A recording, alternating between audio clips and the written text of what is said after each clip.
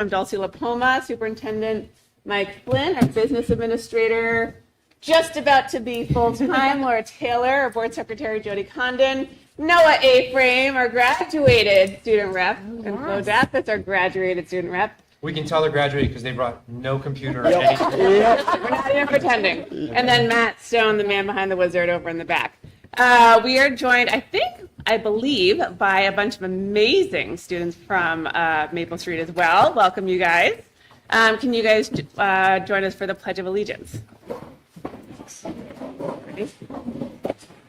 I pledge allegiance to the flag of the United States of America and to the republic for which it stands, one nation, under God, indivisible, with liberty and justice for all. Amazing. All right. We have one set of minutes for the May 20th meeting of the Hopkinton School Board. Do I have a motion to approve? So moved. Second? Second. Yeah, great. All right, any discussion? All right, all those in favor? Aye. Okay, and I abstain because I wasn't there. We are at the first public comment portion of the evening. If you'd like to come up, please state your name and address, and I ask that you keep your comments to 3 minutes. Okay, all right, we'll move along. All right, right before we get to our amazing students for 6th grade mock trial, student reps, this is it. This is our last weekend update with you two. Let's do it. I don't know what to say anymore. Flo's not here to write in front of me. We don't have any computers. Well, Flo and I just graduated Friday. It was a beautiful ceremony. It was awesome. No rain. No, the weather's beautiful. Like, great. No, but the ceremony was awesome. It felt very Hopkinton, which was a great feeling, and it was a great send-off. Yeah. Yeah. Anything else? Basically, yeah. I don't know. Wow, the playoffs tonight. Oh yeah, there's a lacrosse game tonight. We're there. Yeah. And they still have to go to school though. They have finals this week. Yep. The underclassmen. Yep. Now that we're out of the school, we're pretty. We don't know what's happening. Yeah. You did your clap out last week, right? That was so fun seeing all the old teachers and Yeah. the senior festivities were great, and it definitely The parade, the barbecue. it shows why living in a small town is so awesome. And you had project graduation, right? Yeah, that was fun. That was fun. Got it. Where was Signing all that the this year? yearbooks. Yeah. Well, It's at Hampshire Hills. Hills. Okay, cool. Okay, awesome. And do we have some new student reps? We've all been waiting on the edge of our seats. Yeah, Oh. it's very exciting. Lucy won, and also Kip Headquest. And Lucy's here. Amazing. Kip's at the lacrosse game because he's on the team. Okay. So Makes sense. that's gonna be your Noah, but the speeches were all so good, and I'm so glad they're gonna do so good next year. Yeah. Okay. Lucy, what year are you? I'm a rising junior. Awesome. So 2 years. Great. Amazing. But Okay. you got to win again. Okay, just have to say it on record. Great. She'll be great. Okay. Do we have any questions or anything we'd like to say to our student reps? Yes. Let's do it. All right. Sure. I didn't write anything down, but I was thinking about you guys and what you brought to the board, but not just what you brought to the board, but what you brought to the school. And, I've seen lots and lots of students over the years, but I think you just both epitomize being super upbeat about the way you approach your school, your academics, your sports, all of the different activities and committees you've been on. I mean, if there are role models for young people to say, hey, this is how you do high school, this is how you did high school. So just amazing. Thank you, Mr. Thank Nadeau. you. So I guess what I would just say is, I've been on the board for 1 year with you, so gotten to know you some. And it's nice to see your sort of taking your civic duties seriously while you're going through high school and all the other things that you're doing. So I think that sets a really strong example for the other people in the school and in the community. We So learned it I from you thank guys. you. Yeah, so I thank you for that. I just want to say thank you. I know you folks actually from Maddie and from sports, and yeah, I'm just really proud to be associated with the board and with you folks that are, really great representatives. And I'm really excited to see what sort of good trouble you get into out in the world. Thank you. So I've been with you guys for 3 years, and it has been wonderful to watch your growth and development. I'm feeling I know. emotional. Do you want to pass? I know. I'll get my own. Jeez. A lot of people don't understand all that's involved with being on a board. And I remember in the beginning, you guys would ask a lot of questions, really great questions. And I think not only have you brought a lot of really good questions to the board, I think you have done a really great job of educating not only your peers, but teachers as well, and other residents in our community about not only what the board can do and does do, but what we can't do and what we don't do. Because there's a lot that we can do, but there's a lot that we cannot do and don't do. So that has been really great to see how you take all the sort of boring in the weeds stuff that we do and are able to translate it into stuff that kind of sort of folks out in the world can understand. And I appreciate Noah's kind of optimism and, ability always to laugh when facing problems. And I appreciate Flo's tenacity and just drive to change the world. And I think that both of you are going to make a difference in our world in exciting ways. And I'm really excited to see both what your next chapter is going to look like. So That's so nice. it's Thank very you. exciting. Thank you very much. Yeah. Oh, God. good I luck. can't do this. Okay. Hard. I love you both. I know this is going to be a tough one. I will say, I'm going to have a hard time looking at both of you. So I know. not because I don't love you. I'm just trying to keep it together. I really do think of both of you like the weekend update. I'm not kidding. Like, I honestly think, Noah, sometimes that Flo could write out a very long series of jokes and you would sometimes start reading it before you got halfway through. I'm just kidding because you were wonderful. But you have like amazing rapport with both of you. One of the things that I think you both did along with Mr. Flynn was bring a student perspective in between having these students here, where we get to hear from you guys across all the schools and then hear from you guys because you report not just about the middle high school, but you go to see the other schools, you talk about what's happening at student leadership. I think it gives us a real insight because unlike Suzanne and Mr. Nato, not all of us are always with high schoolers all the time and don't always see what's happening in the schools. Beyond that, I think there are three things that stood out. One was thinking about the student athletics policy, which I think is humongous. I've never also had, I don't think we've had student reps who have asked to see the policy folder before and who have actually read the policies that we churn out every week. And that's remarkable. It takes a lot of work to read all of our policies. And I think you guys knocked it out of the park. There was also a discussion 2 months ago when we were talking about pieces of student wellness. And I think the culture that we have, especially at the middle high school, where you guys, I think, were very honest and open. I thought that was wonderful.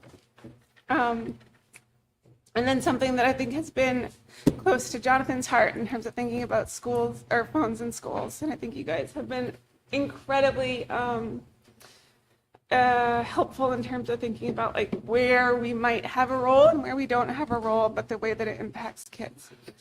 All that is to say, we're so proud of you.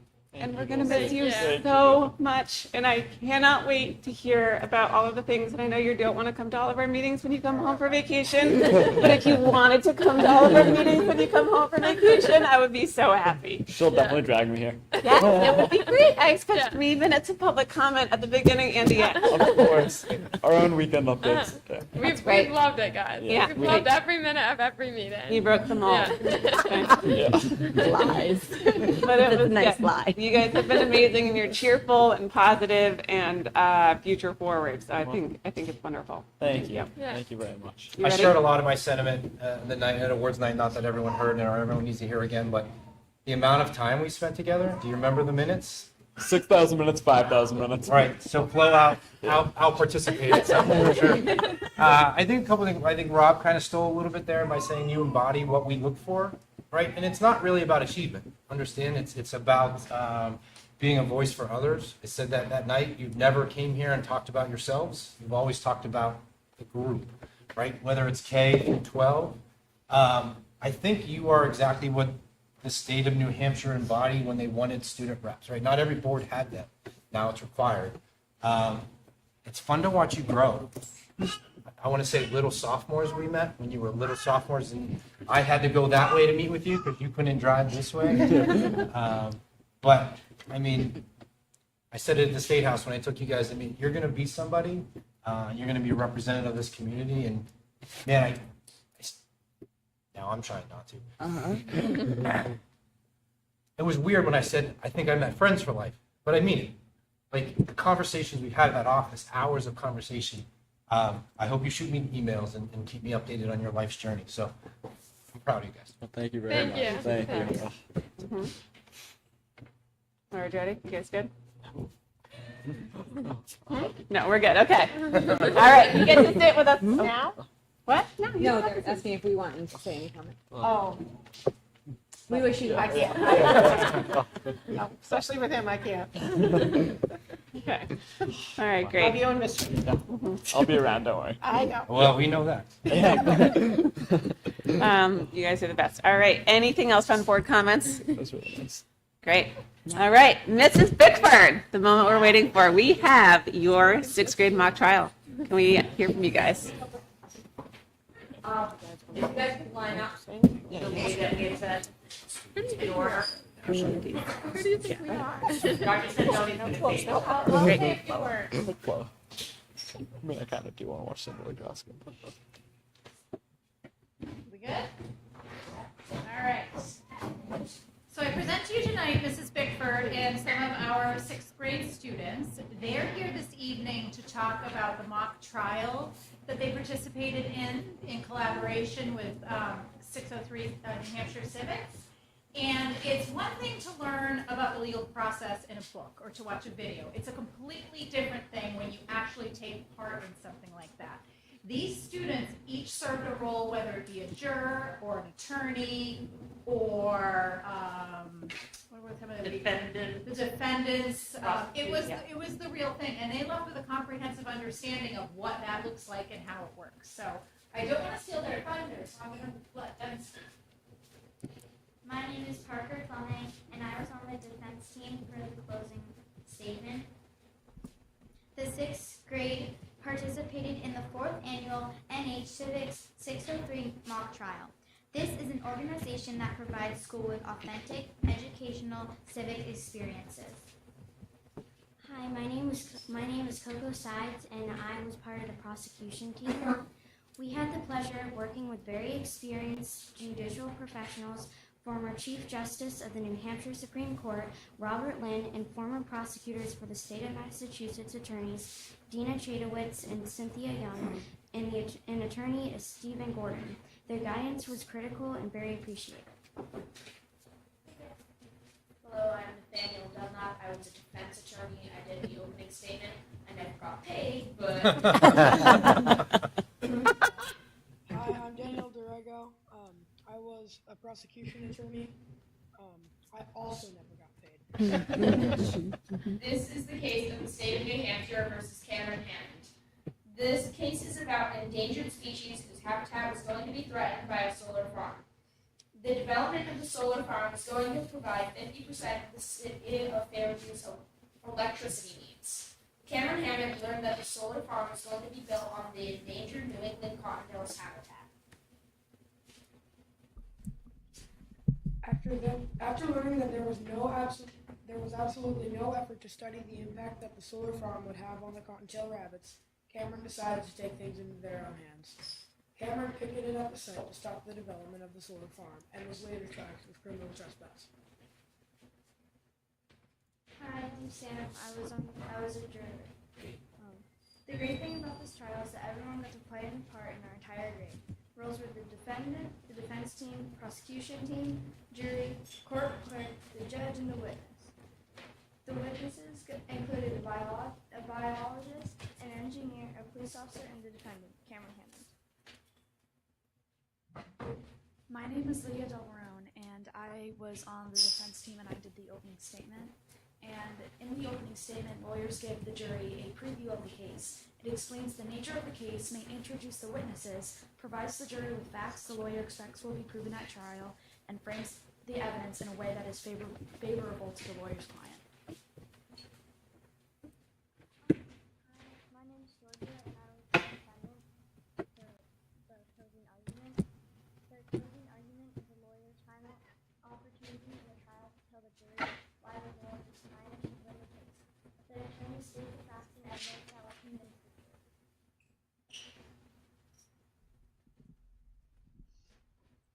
Hi, I'm Violet. I was on the defense team. Direct examination is the initial questioning of a witness by the lawyer who called the witness to the stand.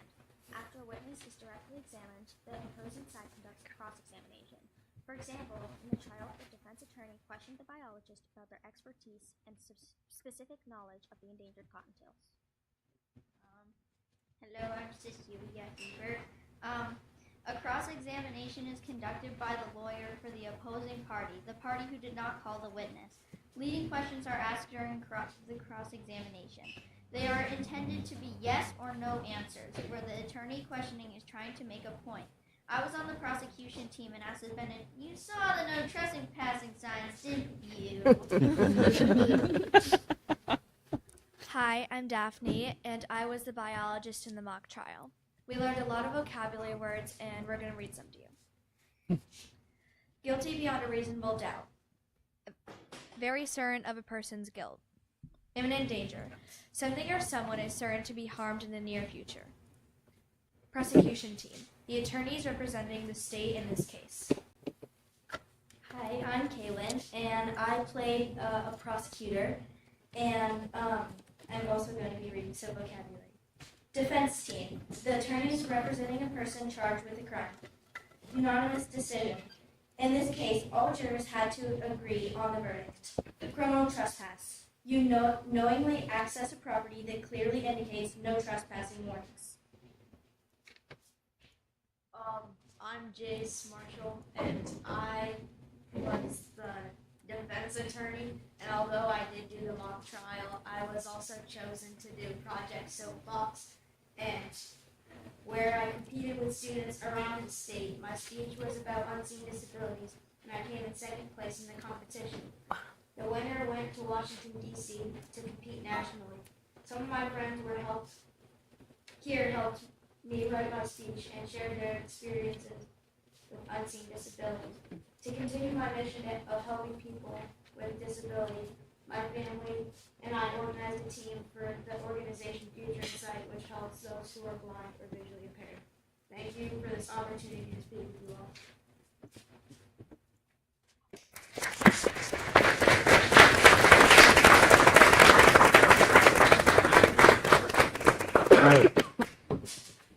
Ms. Bickford, do you mind coming up to the mic? The mic. Can you just describe the time and effort that goes into this lesson that you develop and then the experiences that you see on your side? I mean, it's powerful. Originally, I was approached by Tina Chadowitz to try to develop grade appropriate trials, and because that's a hard thing to do at the 6th grade. So there was about 4 or 5 of us, along with Dina and several other attorneys who wrote the case. So this one happened to be my idea, but they changed it up a little bit. But so that was nice. That was about 4 years ago. We did that 4 or 5 years ago, and we have another one that has to do with Indigenous peoples and museums and things like that, and artifacts that I tested out on these guys. We still need to do a little bit more test work, but so it was a long process, a big relationship, and it's nice that we have a lot of local attorneys that are helping. Yes. Who won the case? Oh, well, Yeah. it was split, right? Hung Is jury? it a hung jury? 4 trials. Oh. Yeah. Yeah, two lost, two not guilty. Right, 2 guilty, 2 not guilty. We should do another one. Anyway, it takes a while, a lot of relationships, and Civic 603 and New Hampshire Civics are completely behind all of this. So, and they are donating their time, a lot of time. Yeah. So, okay, thanks. Any questions? Thank you. Thank you.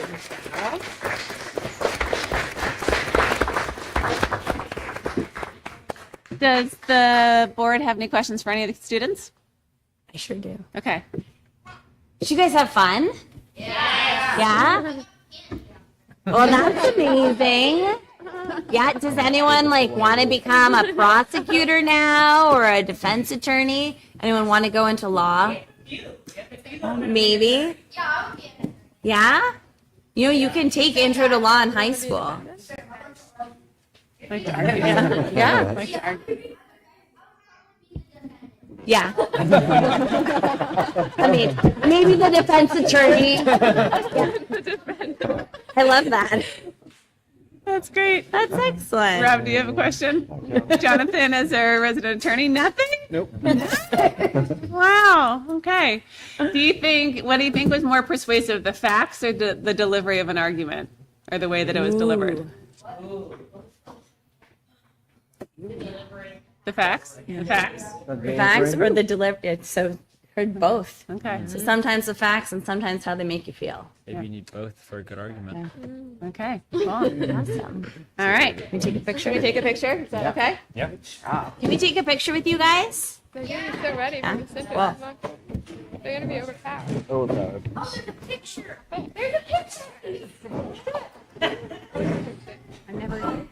I'm not in. Sit here. Ask what the score is. I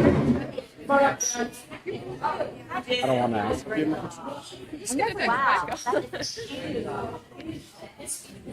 We're gonna have to squeeze in, guys. You're gonna have to get, like, can a couple of you go in the front and kind of kneel? It's always awkward when they take pictures because we don't know what to do.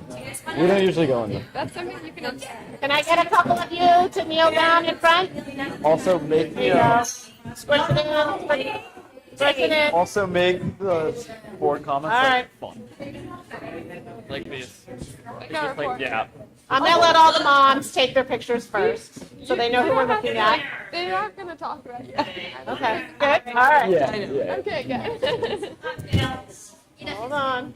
Oh, now my phone's not. Hold on, phone's not cooperating. Jody lost. Keeps going to video. Miss Jody. I know. I'm lacking in my abilities. 3, 2, 1. Put your fingers off the head. 3, 2, 1. All right. Who did? Okay. Oh, it's great. No. Megan, do you want to call it? Yes. That was Bo. You might want to let them know that they can be There's one brave. more student group. Oh, okay. All right. Where'd the mic go? And then there's just right there. We have one more student group if everyone wants to stay, right? Do we have more students? Yep. Yeah, we have more students. Fix it now. Fix it. Yeah. That's a little close. No, this way. All right, we're good. All right, Ms. Right, Brown. we usually put it right on the, yeah. You were right. Usually on the cross. Is it? Yeah. Good evening. I am so excited. I'm going to speak just a little bit, and then I'm going to introduce Tina White to kind of give you a bigger detail, and then she's going to get to the students that you really want to hear from. But we have Bailey and Nick Kading, who competed in the RTX National Invention Convention this past week in Dearborn, Michigan. So not only did they compete at the local level, but they continued on, and they have gone through multi-days, worked with experts, done all the different pieces to present their inventions, and I am going to ask Tina White to come up and tell a little bit about the program, and then she'll introduce the students. I thought you applause.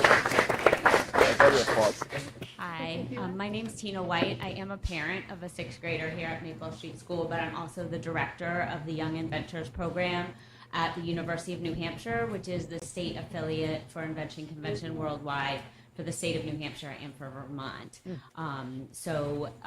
Overall, there are about 200,000 students, K through 12, who participate in invention convention activities across the United States, and 500 convened last week in Dearborn, Michigan at the Henry Ford Museum of American Innovation to present their invention projects in front of judges and in front of other students for a great networking opportunity. And we're really proud that we had 31 students from Vermont and New Hampshire representing Northern New England, and 2 here from Hopkinton. So Nick Kading from the 6th grade and Bailey Kading from the 3rd grade. So it's a K through 12 STEM program focused on invention, education, and really the design thinking process. It's standards-based, and we offer different curricula for all grade levels for schools to work on projects both in school and in out of school, like after school or other settings. So I'm gonna have Nick and Bailey, I think, come up, and they have their inventions and present to you what they presented last week.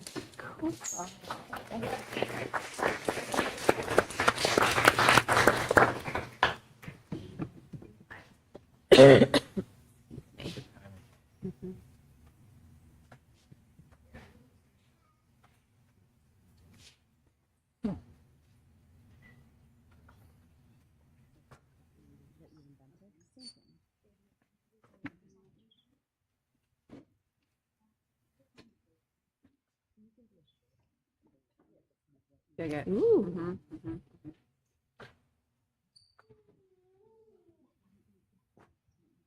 Visor. Oh my gosh. No, disconnect the mic for them. I'm Nick Kading. I go to school here. I'm in 6th grade. And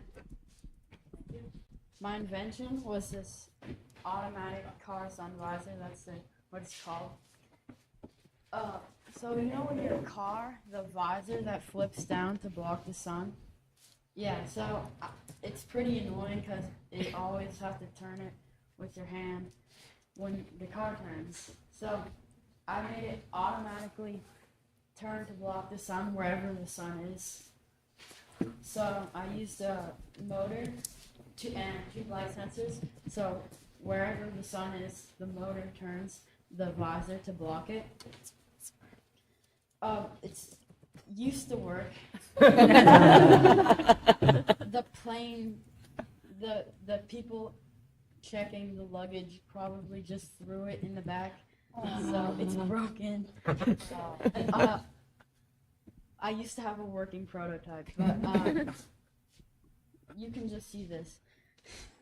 So it would turn from here to block it, and there's 2 light sensors here and here. Whichever one gets more light, the motor will turn to block it. That's really cool. I spent, I don't know, maybe 10 hours working on this, so it was pretty hard. And then, not including going to all the competitions. I went to 3 in total. The first one at the town library, which was just the Hopkinton people. There was the regional one, which included Northern New England. So, New Hampshire, Vermont, Maine, and part of Massachusetts. And then I went to the national ones in Dearborn. Awesome. Oh, amazing.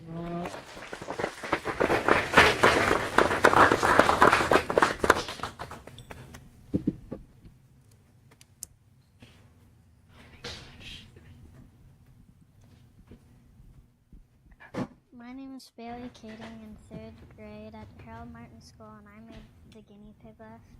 I have 3 guinea pigs, and they jump out of my hands when I'm trying to take them in and out of their pen, so I made the guinea pig lift to help me solve that problem.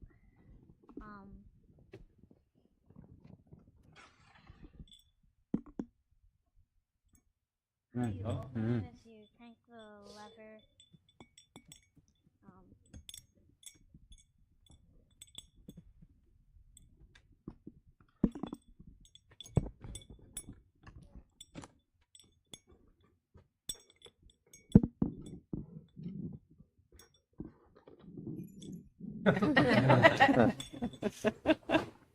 This is hard to hold. I got a hard time with it. Oh, yeah. Oh, and then the little.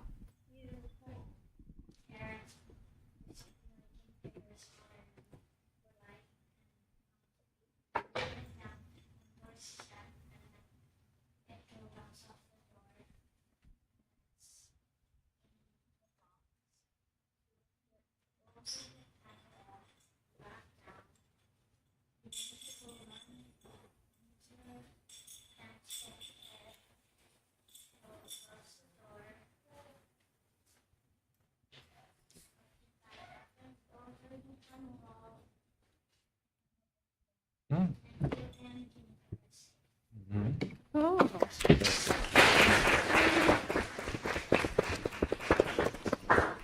Is That's so great. fun. That's amazing.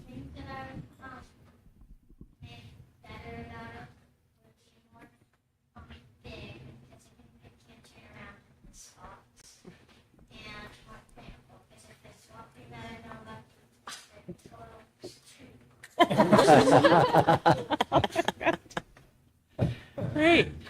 Awesome. Thank you. Do you guys? All right. Any questions from the board for our inventors? So if I Google the guinea pig lift right now, will I find one in the world? So when are you going to go on Shark Tank with your prototype? Oh. Shark Tank was there. Yeah. Doing- Were they Really? Yeah. Cool. I don't know if they did it, but Shark Tank was there. Awesome. Wow. How's the program funded? It is free. The curriculum is free, so that's my job. Yeah. We do get some federal funding through the university as well as funding through foundations, grants, donations. Cool. Amazing. And I just want to give a shout out to Tina. So Tina brought this to our school on her own years ago to the PTA and has been like a huge just like cheerleader for the program and supporter of the program for many, many years. I just think that like we in Hopkinton are incredibly lucky to have someone like Tina who has championed this program for years, like since from before the pandemic, bringing it to the schools, even when your kiddo was not involved.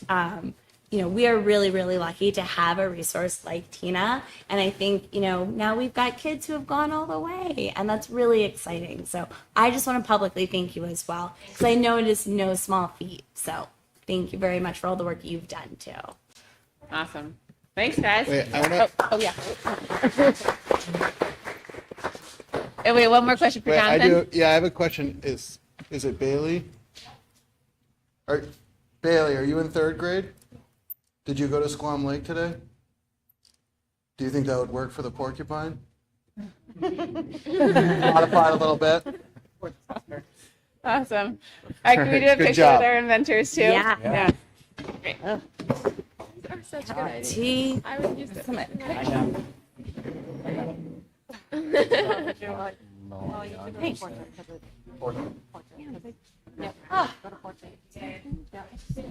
Because it rounds out the back and it brings them in brighter. If there's one thing I know about the what is this? Beatrice said that. What? Prohibited for her new job. Street style or fashion. All right, ready? Everyone smile. 1, 2, 3. Nice job. Yeah, thank you for coming. They go on the website now. I want one Have of you those never been on the visors. That's a website? really smart idea.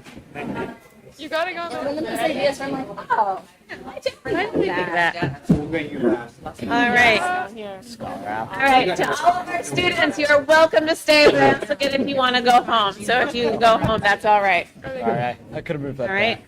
I messed up. Not on it. All right. Thank you, everyone. Well, the best part of the meeting. I'm retired. All right. Now all done. Next up, we have our principals. So we have Jake for Chris. Jake's for Chris. Jake's for Chris. You want But Carrie's to gonna go first because Carrie's she gonna go has first. some commitments. So go do ahead. it? Thank you, everyone. Thanks. I'm gonna sit Yeah, you can do whatever you want. I'll sit. Coming in. Yeah. All right. I'm sure you've already checked out my beautifully organized board report. I was thinking about my board report last week, and I had already put it in the folder, and then I pulled it back because I wanted to change it. My original one has what you see on that first page. It's all the procedural things. It's all my updates. We had field day today. It was wonderful. It was not hot. It didn't rain. It was perfect. We all had a great time.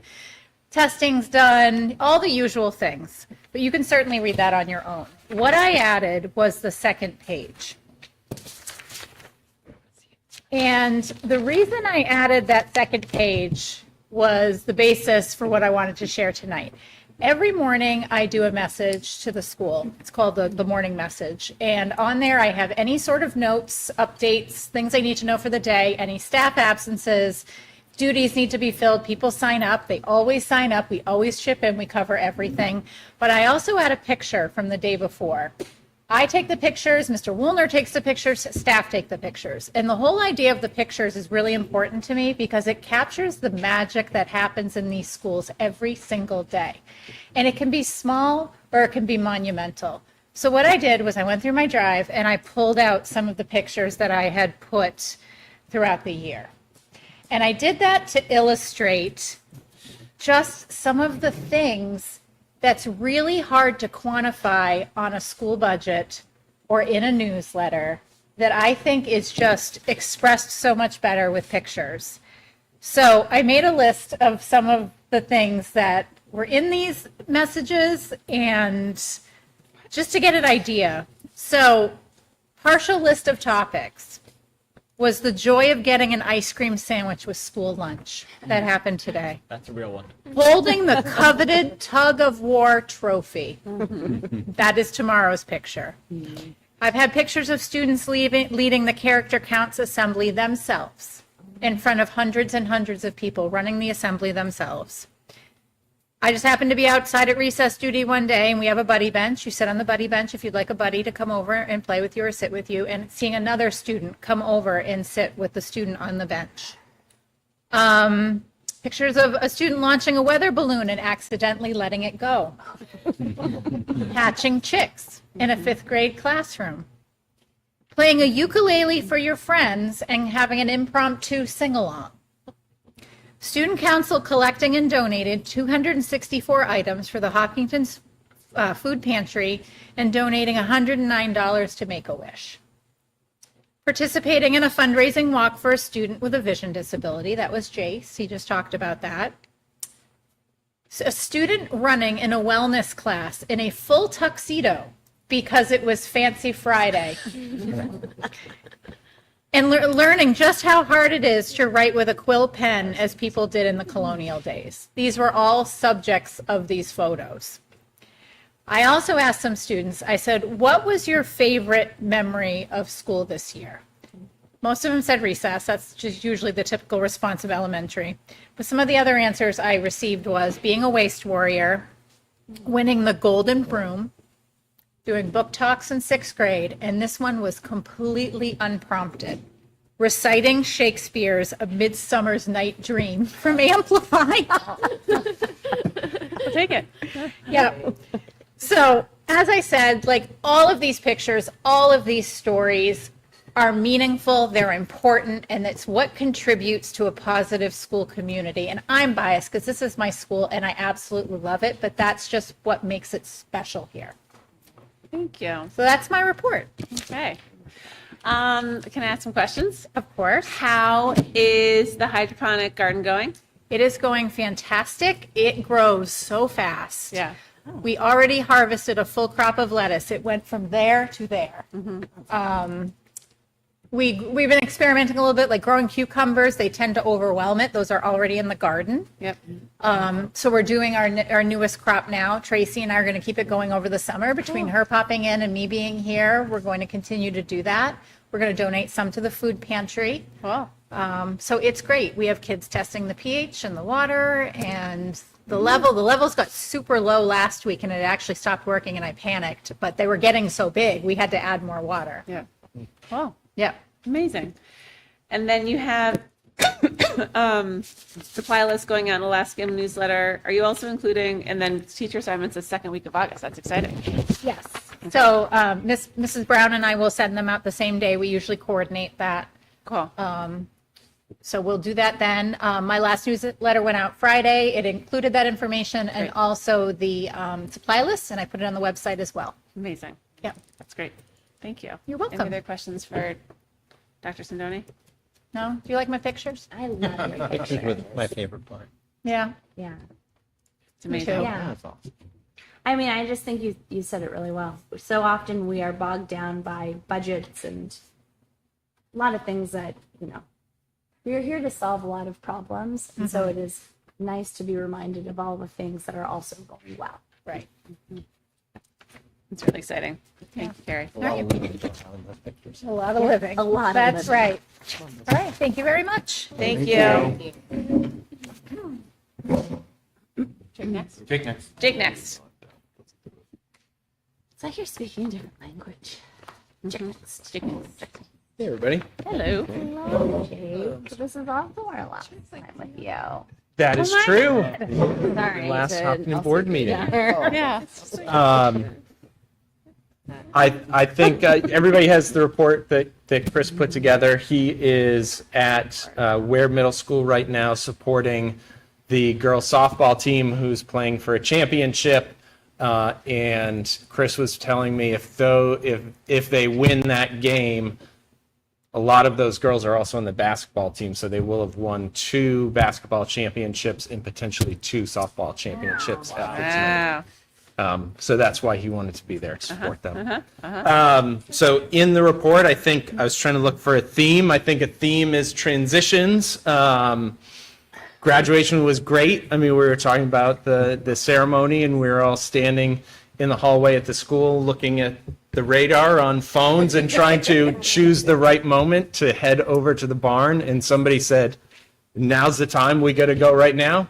And we just got totally drenched. It was, There's no right time? I There stood was out no there right time. Like an hour. There was no right time. There was no right time. It was memorable. Yeah. It was definitely memorable. The speakers were great. Mike and I were chatting a little bit about how both of our student speakers wrote amazing speeches and memorized the whole thing. Yeah, that was impressive. It was just great. I thought all the speakers did a great job. Nice ceremony. So it's fun to celebrate the seniors.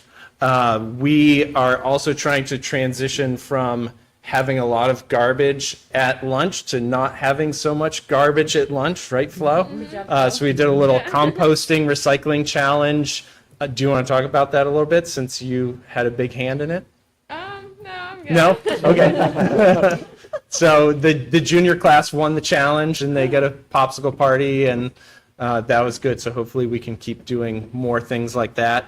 We're also focusing on trying to transition new group of students into the school, and the counselors have been working really hard on those activities, especially Beth Stern, bringing the 6th graders up into 7th grade. So there's a lot of good stuff happening, and I feel like the activities that we had this year were very successful, thanks to Beth. And then the last thing on here is NEASC, which isn't really a transition thing, doesn't really fit the theme. But the school is starting to gear up to looking at our accreditation process. Transitioning to gearing up. Yeah. Okay, thanks. When is the NEASC visit? The visit, I think, will be the year after next. So Got a this year is to like prep and a then the- training then the year. visit. Yep. Okay. Yeah, I think it's 27, 28. Yeah. Cool. But it's a lot of work, so. Awesome. So what were the numbers around the compost challenge? Like I want the results. I don't have I any have numbers. the numbers, but I have to get them for you. Okay. I can tell you. It was honestly not the most successful campaign of the EAC. Lucy can tell you more about that. She was in the school more while it happened because I was kind of. She was senior. It was like finals week, so I wasn't really there that much. But Well, it's like a good foundational activity for next year yeah, to rebalance. I think it was definitely a step in the right direction of the whole school incentivizing waste reduction in the cafeteria. Great. And those changes happen slowly often. And I Yeah. think the Yeah. EAC has done a lot of work trying to help, while it may be frustrating at times, I think Yeah. if you look back over the last couple No, of yeah, years, and there's been a lot of good There's been improvement. like 20 or 30 pounds of compost every day that we take it out. So like weekly, that's like 100 or 150 pounds that we're reducing. So Great. that's definitely Seems like a lot. something. Yeah. That's awesome. A lot of work. Okay, cool. Great. Any other questions for Jake? No, mine was the same question. Yeah, all right. Thanks, Well, Jake. Jake, since you happen to come to the board meeting and it is your last time with us as well, I can't throw enough accolades your way. We've said it all year long. I know personally, when you started 3 years ago, same thing, like where you've gone and now you're going to take over a building. You're going to kill it. You're going to crush it. That community's lucky to land someone like you. Wish you all the best. Hopkinton will definitely miss you for sure. But great job, Jake. Okay. You've absolutely dominated. Thank you. Yeah. Appreciate it. Uh-huh. All right. Thanks, Jake. Good luck. Thank you. All All right. right, Ms. Brown's going to do principal update and then transition into the ELA data. Right. Great. All right? Let's do it. Ready to be near the screen for the, I'm gonna go to the other side. Great. Pull up a chair. Off the screen. This is gonna have me eventually. Oh, listen, wait. Oh, a chair opened up. I can see it right here. Look at that. Ready for you. I heard that joke. I thought it was funny. I appreciate someone did. You missed it. Went right over your head. I didn't hear it. So Dr. Sindoni talked about pictures and Mr. Morrill talked about transitions. I was looking through mine and I mean, celebration seems like a good theme for us at Harold Martin. We have had a ton, this is like the spring of field trips. And even more exciting for me is that while some of the field trips we've done traditionally, and we always do, and they're kind of a rite of passage, we've also opened up to do new field trips and experiences based on our Amplify curriculum, which has been really interesting. The craziest one so far is the wildlife encounters with a little baby like kangaroo in a bag with this full zoo that came to the school and taught the third grade about different animal habitats, and they got to see different animals and learn more about what they eat and what they sleep and where they do, and it was all right in the classroom. Miss Donahue's room smelled fantastic after that. So that was the downside of that one, but it was raining out, so we did it inside.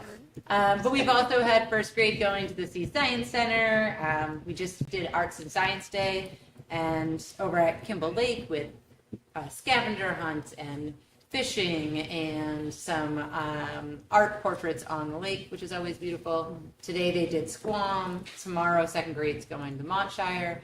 Everyone is just really busy, engaged in a variety of learning experiences, which is nice. Also to celebrate, we just finished our end of year assessment, so that data should be coming out soon. It was really nice to see our AimsWeb data for our math was at 89% proficiency for students at each grade level, which was nice on average, and literacy for grade 2 and 3 was 88%. So really nice to see that we are where we want to be, and there's a little bit of room to grow for us to go there. But overall, the students worked really hard all the end of May, finishing up these assessments. I don't think if I tried to give one more assessment, they'd be able to do it. But they did really take it seriously, and the teachers did a nice job working through to support them, and then planning instruction and activities around that, so it wasn't as heavy of a day, which was nice.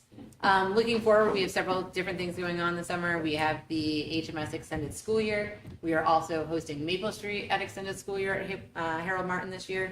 And then we start in our back to school stuff this fall, which I know people are always wondering about. So we'll be sending back to school welcome letters August 7th.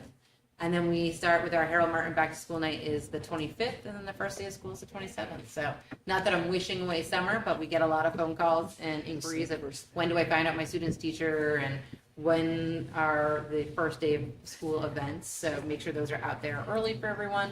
And we will be sending home suggested supply lists with report cards at the end of this year as well. So people will have that for those July sales that always start. I was in a store the other day and there was pumpkins and leaves out and it said happy fall, and I walked out. I just turned right back and walked out because I was like, we haven't even got to summer yet.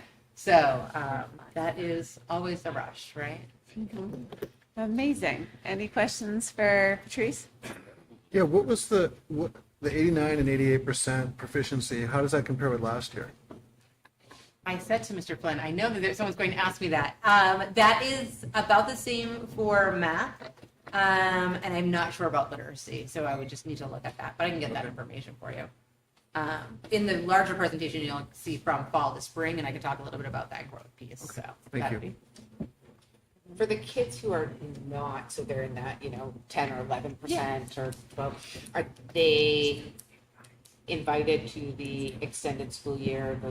That's one of the interventions? Yeah, so the extended school year is special ed based, so that is dependent on the IEP, but we did just determine how we would set up our reading program this summer. So that information will be coming out for people who need reading and math as well, if we have. But I think most of our math needs are covered through the extended school year program.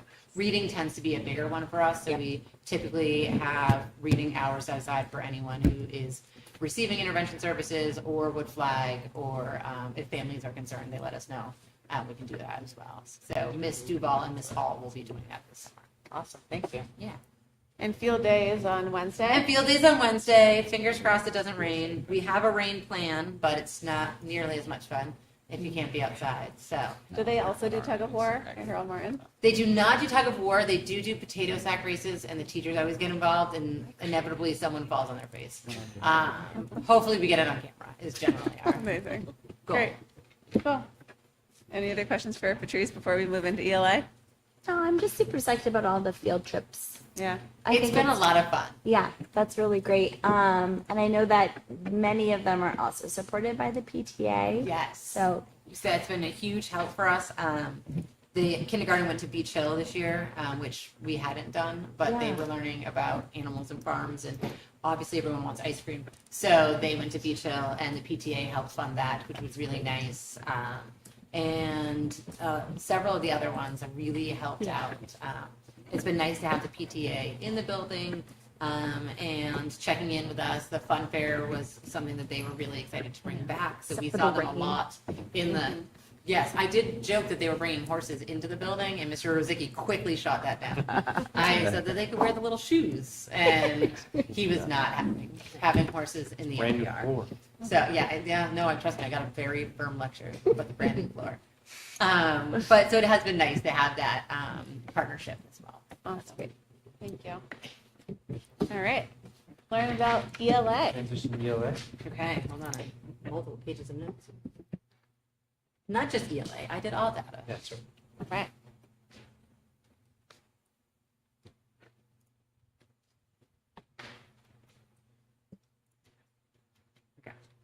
So earlier this year, I presented the district-wide data for our benchmark screeners with AimsWeb and Early Bird, and those are done for grades kindergarten all the way up to grade 9, and then we have the SAS data as well.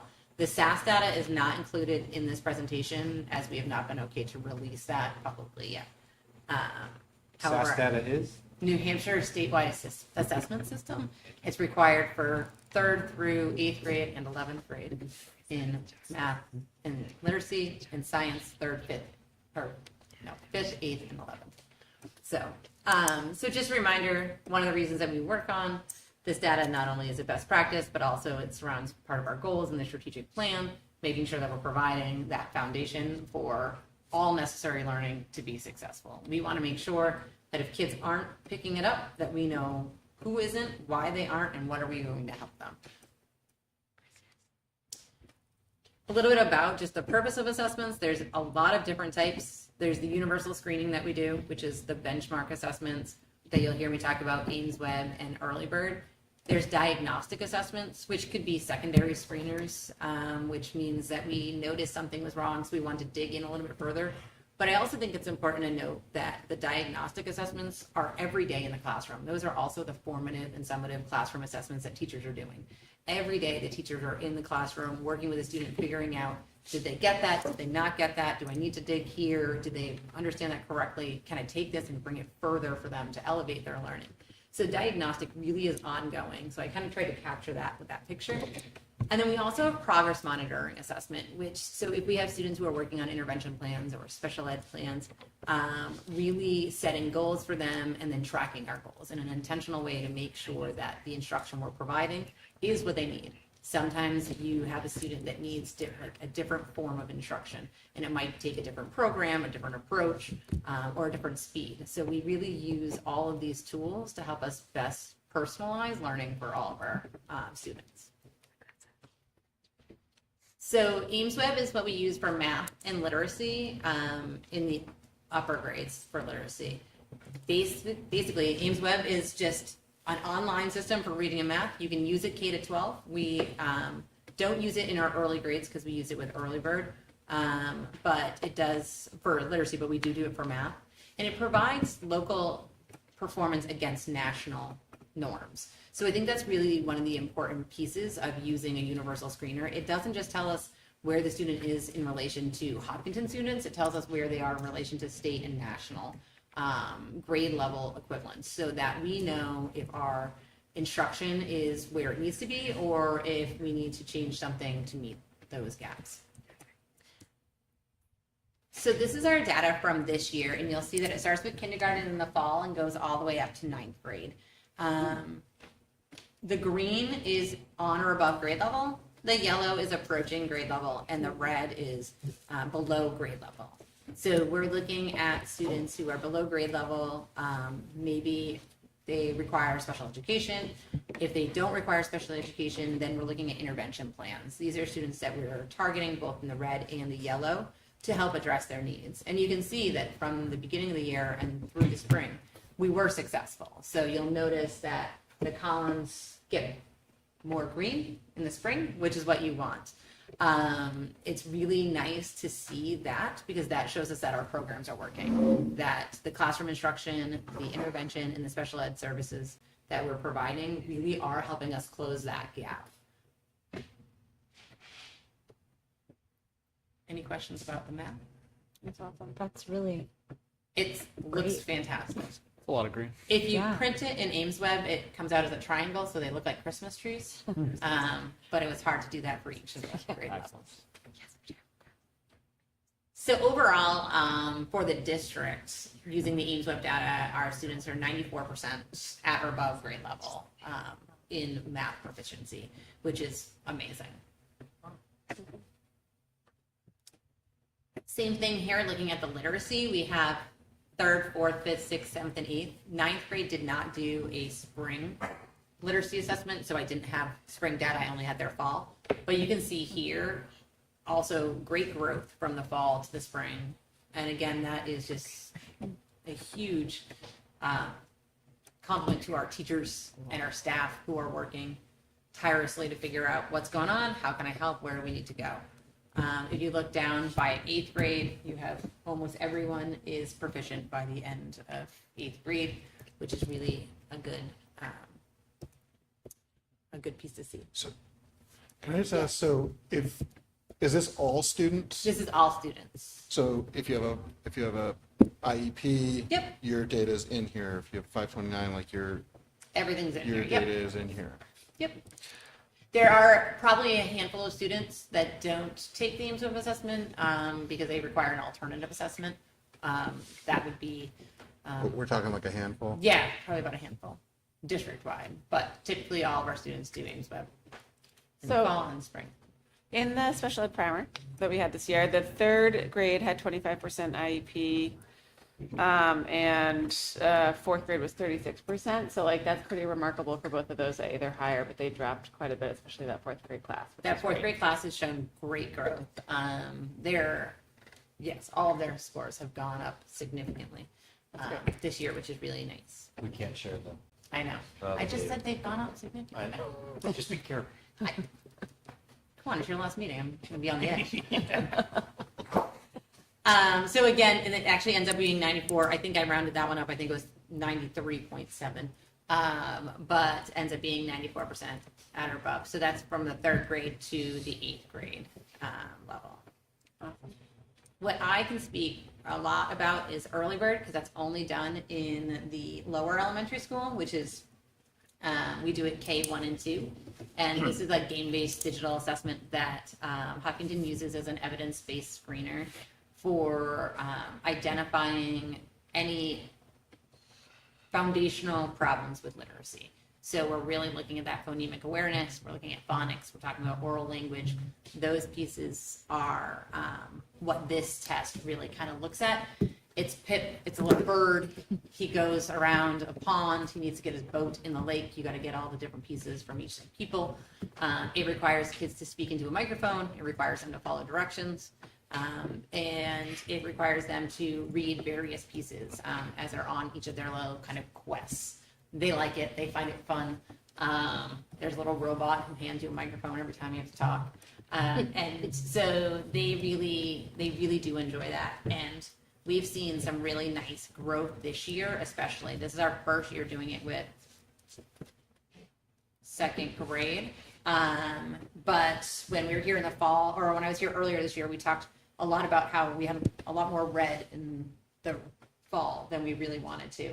And I'm so happy, and as expected, our scores are much better this year. So if you're looking at this first column, this is a predictive profile. This means like the ability to read words and read grade level text. In the fall, we were over 50% flagged for that being a concern. And in the spring, we were down under 15%. So really looking at that, non-word reading is on there, word reading, and then the one that's most impressive to me is that expressive vocabulary at the far end. And that really speaks to the Amplify Knowledge program. The knowledge strand of Amplify is so vocabulary heavy and rich that the kids are really exposed to words that we've never exposed them to before. And it's showing in here with, I think it's 93% are on grade level or above in vocabulary, which is just so amazing. What's the third column? I can't read any of the words. Word reading. Word reading. Okay. Yeah. What's non-word reading? Non-word reading is fake words, so you just put a bunch of letters together and you like tell them to read phonetic the word. or It's rounding yeah. out. Yeah. Yeah. That makes It's sense. like spaggle talk. Yeah. You're like, okay, like there you go. Huh. So Does it like listen to them talk? And then it listens to them talk. Yeah, Oh my God. It'll say the word. Like it'll either say the word and they have to repeat it, or it'll show them the word and they try to figure out what the word is. That's crazy. And then they to say listen it, to. but it's like really funny listening to them say these like Yeah. really weird sounds. And then it scores them based on it, and then we can go in on our side and hear some of them. So like I can go back because my question was, what about a student who has a speech delay? How does that impact the scores? And so we went through, and they actually are pretty good because it'll tell them to say regular words first, so it can set a base and then kind of go from there. So it's really impressive. My kids didn't do this. So first grade data looks great as well. Again, their predictive profiles, that first column, that's the ability to read and be on grade level. Then they have non-word reading, word reading, and non-word spelling. That's an even better one, Noah. So you're going to spell the words that aren't real words, just based on the phonetic. I can't spell real words. Yeah. I mean, I haven't taken the assessment, but I don't know that I want to take it myself either. Are you smarter than the first one? I don't know. The answer probably not. And then finally, I had to highlight this one because this is huge and gigantic for us. So we have letter sounds, first sound matching, and blending, and that final column right there is at-risk flags. So New Hampshire has a dyslexia law, RSA 259, that requires schools to assess twice a year at minimum all students K to 3 in any reading or reading-related disorders. So essentially dyslexia. And then as you screen those students with an evidence-based screener, which is Early Bird is approved for, anyone who flags, you have to provide a secondary screener for. And sometimes you do the secondary screener and you're like, oh, it just was a bad day, it didn't work, or here's what I'm. And then sometimes you do the secondary screener and you're like, oh, okay, we need an intervention plan. So what we do when students do the secondary screener, if they flag on that as well, they get a written action plan that they work with one of our reading intervention teachers. We go through the whole 10 10-week cycle about. And then we reassess at the end. If we still need to keep them, we keep them, but parents get progress notes along the way. So they get notified here, your student flagged here, then we did secondary screener, they flagged, this is the areas we're concerned about, here's our plan. Some parents come in and meet with us so we can really explain it to them.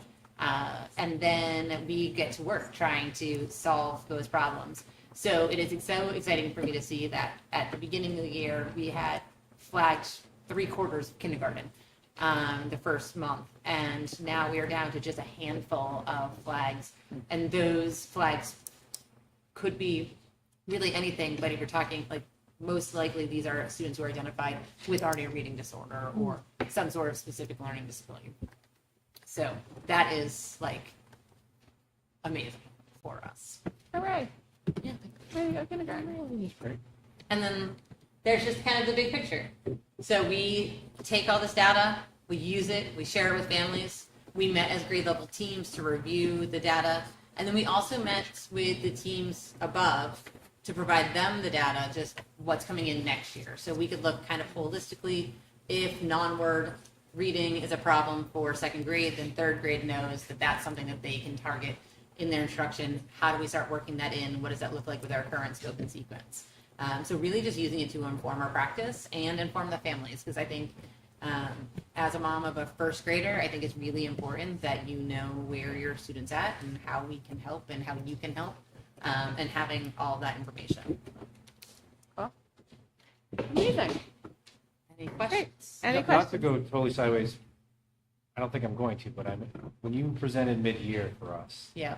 just something that stuck with me that I don't think, even as a superintendent, kind of hit home. But when you talked about kindergartners and you talked about the first 30, 60 days, you're really just trying to teach them to do school rather than actually learn school. So really their window for growth is probably smaller than you know. Yeah. And I just think that just goes to show what we're doing with our kindergarten model, from how you enter them into the building to what we're doing throughout the year. So I think it's just a great job by that group. They are great learners right now. We are ready to go. We don't want to give them up yet. That's awesome. Can we share this presentation with everyone? Is that cool? Yeah. That's great. It's really exciting. It's amazing. Any other questions from the board? It's impressive.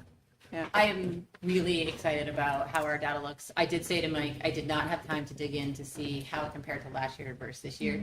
I also, when I was talking to Mike earlier, said that we won't likely see as much growth next year from our students because the programs we were using previously had a slower scope and sequence to the Amplify program that has a much faster scope and sequence. So I think that there was a lot this year of us closing a gap. So next year from Amplify to Amplify will be a different comparison set from a different program to Amplify. But it's all very exciting. And the teachers are finding Amplify kind of easy or at least user-friendly? I don't know that I would say easy or user-friendly, but I would say they're finding it to be successful. They're working really hard and they're doing a fantastic job at it. We have all the resources that we need. It's just when you take on a whole new program with a whole different philosophy, that definitely and the time to learn it, and you know we're building it midair sometimes. We did just kind of come through exactly right. We just came through to the end, which feels nice. We did at Harold Martin a literacy addendum to our report card because we felt like our report card wasn't sharing the amazing things our kids were learning. So we made an addendum to it, and it was really nice to reflect with the teams about how far they've come and like all the really actionable skills that the kids have learned this year and be able to communicate that to the families. So fun and easy, probably not so much, but hardworking and successful, yes. And manageable. I think we've got to a point where it feels manageable, where in September it definitely felt like that was going to be the only thing they did all year, and now they're doing other things as well. So we just had to get through that initial push. And I mean, they are tremendous professionals both here and throughout the district, but the K-6 group that took that on. We the last two PD days we have with teachers. There will be time for amplified feedback for the admin team. Amy wanted to make sure we got something out as well. So we'll get some of the feelings back. And then the data is starting to show its hand here, that the growth has been really See if great. they need And then additional trying to find, training or exactly, that balance. Great. Amazing. Thank you, Patrice. Really excited. Big Great kudos job. to all the folks at Carroll Martin. Yeah, huge. And at Maple Street, it's like, And at Maple it's both. Street. It's a lot. It's done really nice. Yep. That's great. Rest of the vocabulary, we'll take it. Thank you, Patrice. Thank you, guys. All right. Good work. Have fun at baseball. Bye, Jake. I think yours. No, Keep us posted on Henniker. I should go collect him for baseball. That's where he's going, right? Henniker to school. Okay. So keep us posted on how things go in Henniker. Try it. Mhm. All right. Next up, we're going to talk about the fair funding discussion. So we had gotten an email. I had gotten an email twice from the New Hampshire School Funding Fairness Project, which basically looks at the way that New Hampshire funds its public schools. And they had written a letter that we could either submit to the monitor or send to Governor Ayotte. And secondary to that, they're putting together a meeting of school board chairs to request a meeting with the governor to talk about how school funding is funded, specifically special education funding, transportation costs, substitutes, et cetera, sort of highlighting some of the issues that we see at the district level to the governor as she thinks about her agenda and what she wants to work on. I think that it is worthwhile to do, but I don't want to do anything, obviously, without this being a discussion of the board. And I think that we have been lucky to, have a pretty well-informed perspective on what's happening at the state level because of Hopkinton's unique property base. It is tough for us here. But, I welcome everyone's opinion, and I can either go or not go, or we can do a letter or not do a letter. Any thoughts? Are they looking for signatures on their letter or that we do a letter? They have a school funding letter that they have signed that we could send in, just basically to prioritize public school funding. And I think that's at the top is a link just to add your name to the letter. yeah, and we can also send it to the Concord Monitor on behalf of the school board. And we could tweak it as well. I have some, I guess I'm concerned, and I feel like maybe, I do feel like we maybe should get involved because of the recent legislation that just passed regarding open enrollment, which seems to sort of fly in the face of what we're trying to do and get our budget under control. And if the governor does sign that in, yep. I feel like that we will, I have concerns that we will become a sought after district. And if there's, I don't know if the 80-20% split was amended. I don't have the update. I'm trying to see that, but that could be devastating to us. Yep. Yeah, and on the, go ahead. I would definitely sign on to the letter, send a letter, but I think even more importantly, if you can get in the same room with Governor Ayotte to share our concerns, that's more important. I think movement at the legislature right now is more about, changing seats than changing minds. I don't think you're going to see a whole lot of dynamic there, but she's a governor who now has to figure out what her imprint is going to be. I think that's where the most action is to be had. Okay. Yeah, I agree that if we were able to get a meeting with Governor Ayotte, that would be great. To be clear, you, me, Jonathan, Flo, Rob, and Norm we already signed this letter previously and sent it in. This was a public document. The ask was for us to physically sign it and to send it into the local paper and to send a copy to Governor Ayotte, but I'm with Rob. I think that asking for a meeting would be wholly appropriate. Even if it was, Dulcie going on behalf of our board or as a representative of our board, along with other board leaders in New Hampshire. I think that no matter what side of the aisle you are on, we agree that the way that our property taxes are and the way that we are funding schools cannot keep going this way. It isn't sustainable. None of us like it. We all would like a better and a different way to fund our schools. We all sort of feel stuck. But this is the system that we have right now. To Suzanne's point, yeah, if these laws do change and you can go anywhere, yeah, and not only do you lose local control, right, but boy, oh boy, our budget is blown up. Yeah.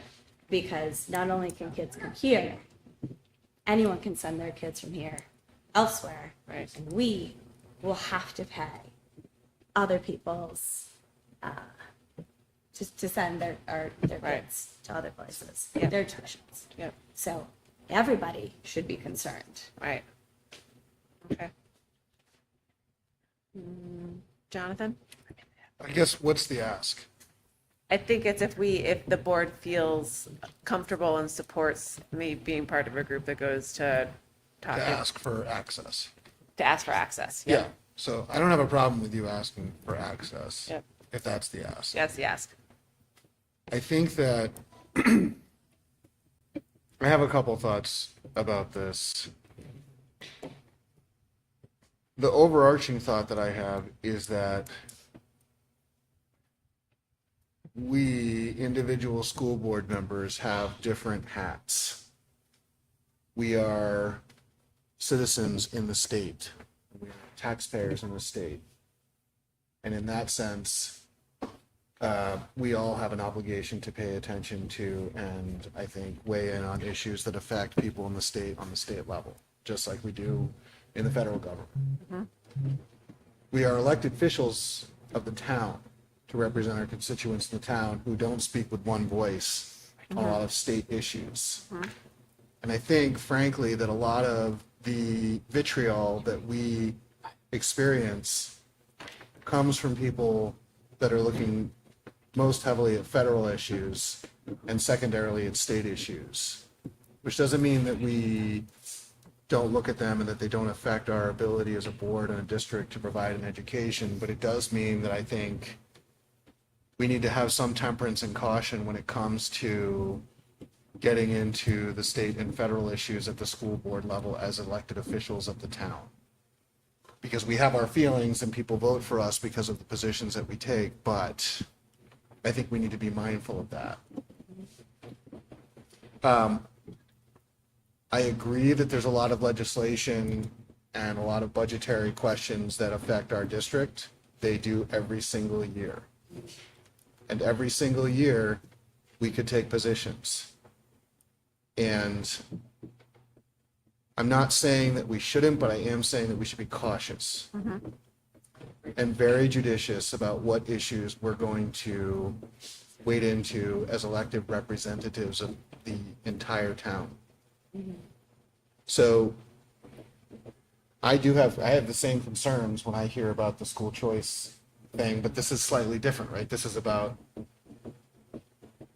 they're related, but this is about the funding issue and the state dollars basically to educate kids, and that's definitely something that we've all talked about and been talking about, and it definitely squeezes Hopkinton taxpayers more than other Meredith. towns' taxpayers. Yeah. Power plant or a lake or whatever, to use the other parlance. So the ask right now is to see whether or not representatives of the school boards can have access to the governor to talk about their concerns. I don't have a problem with that ask. Right. But I just want to explain my thinking about it because I think that,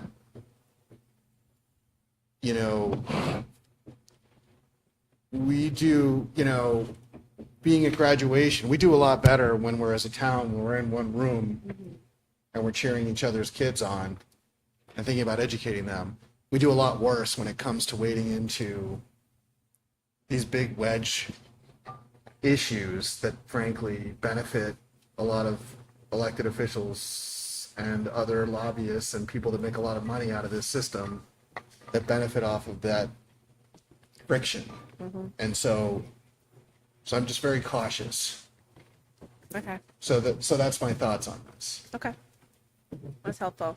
I really appreciate that. I also then wonder if you do then get this opportunity, instead of bringing then in kind of an adversarial lens, just bringing this has been our experience. Yes.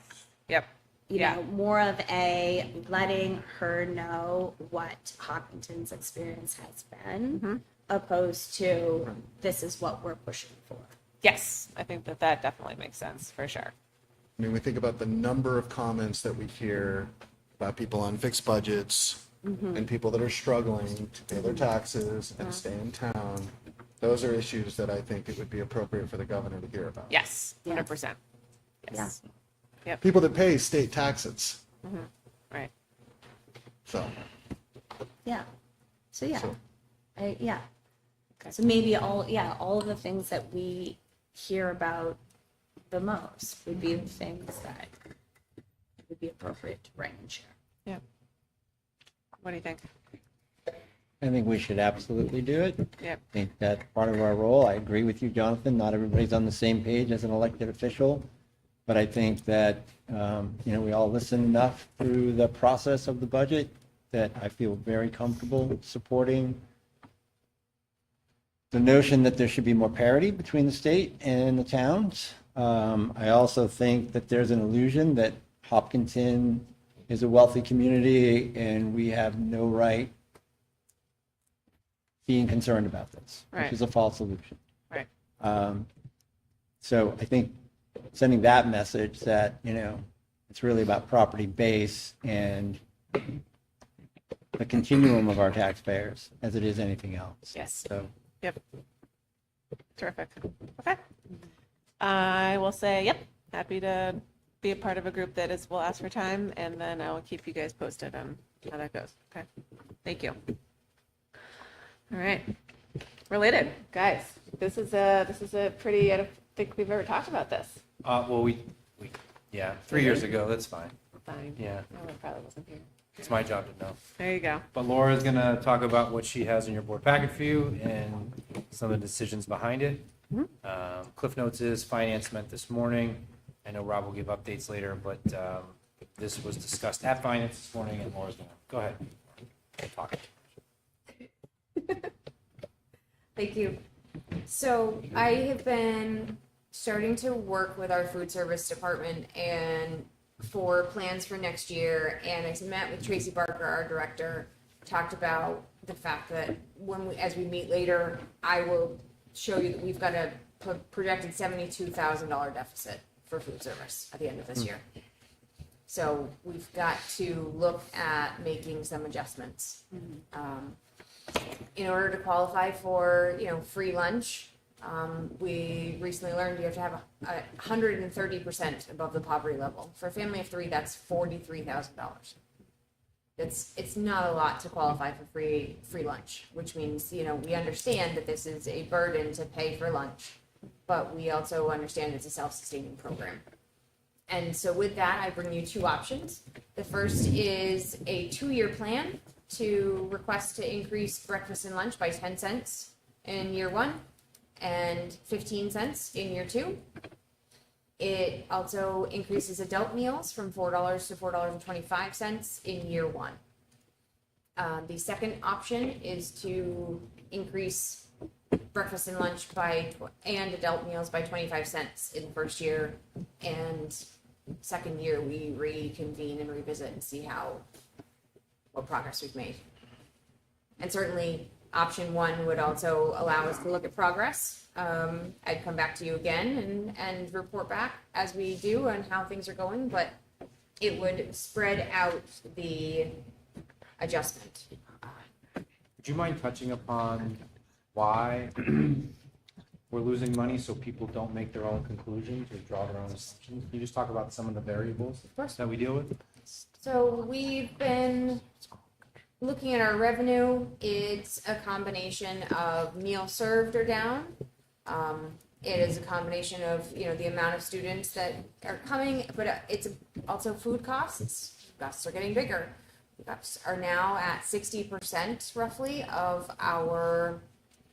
what we can charge currently, and ideally it should be at 40%, if not 48. So we make a lot on a la carte. We make a lot on,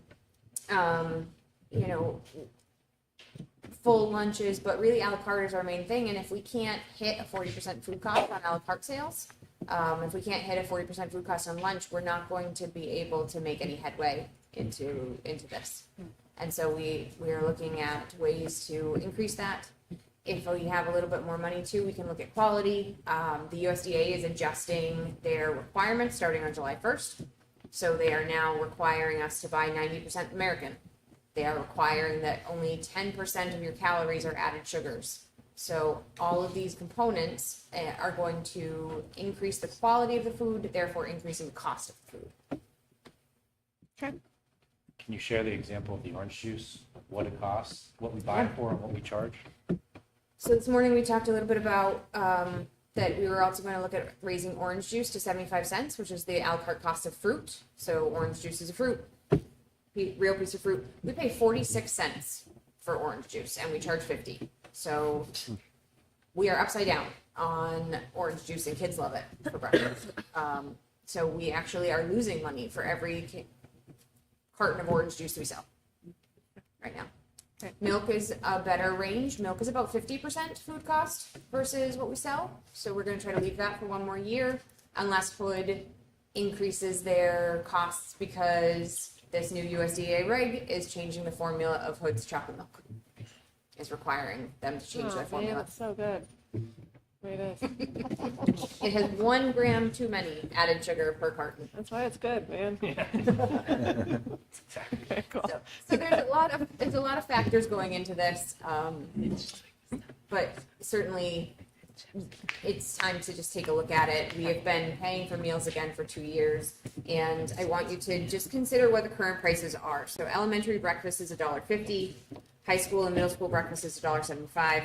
Elementary lunch is $3.25. High school, middle school lunch is $3.75, and adult meals are $4.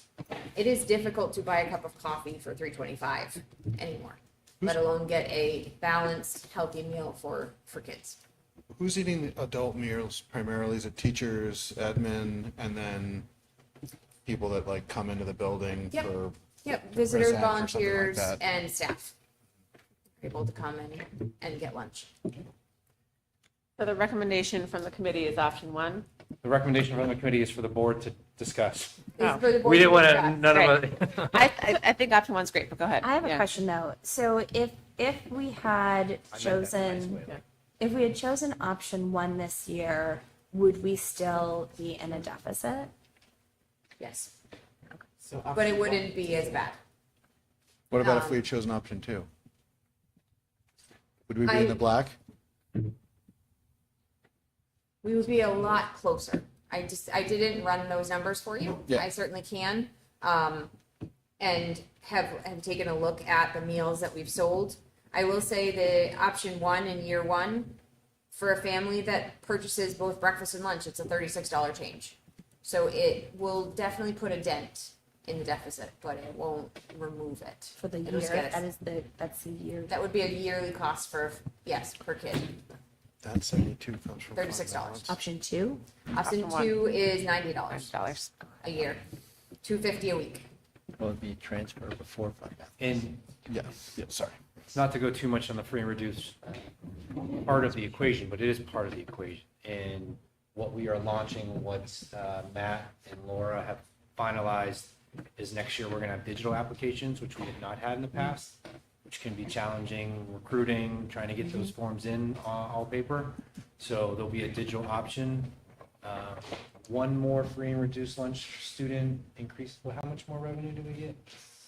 $3,300, somewhere Yeah. around there, about $3,300 For adequacy aid, for right? adequacy aid. So Wait, that's going to be a I bigger missed push. that. Can you say that again?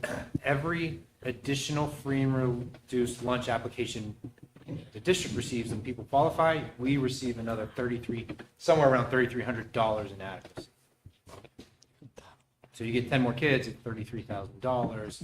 I mean, I'm using smaller numbers, but we're really going to try and do an outreach program. Free and reduced lunch is also used for like literally everything. If Yep, you're applying federal for grants, it's all your free and reduced percentage. Priority to get, grants for the schools, all those fun things. There was a lot of, I'll go back a little bit. Around September, one of my superintendent's conferences, there were districts that were picking up a digital trend. There was New Hampshire is one of the only states that doesn't tie it automatically directly to your federal forms. So we have to do the additional free and reduced. So we're really trying to make it more accessible and easier for parents to access. So hopefully, again, that's a goal. First of all, priority is the family, right? So that they understand the benefits that they're able to access. But two, there's a benefit on our side for all the calculations. Can I ask a couple questions? Like historically, what has been, so the program historically, like when did we start losing money? I guess is my question. Always. Always. So Always been previous, subsidized by the school. so for years, and I'd say up until. It was one of my first moves. Yeah, my when Mike year. first came in, food service always ran a deficit, and it was always assumed they were going to run a deficit. There was no line item in the budget for food service, and we would just pay for that out of unanticipated fund. It would be transferred. So then we started budgeting, and we initially went in at what, 150, Mike? No, 75. We started at 150 and we reduced to 75. So we added, there's an item where we're going to, expect what we need to pay. So this is, we're sort of still sorting out where we need to be in terms of costs and in our share of those costs. But it is supposed to be self-supporting.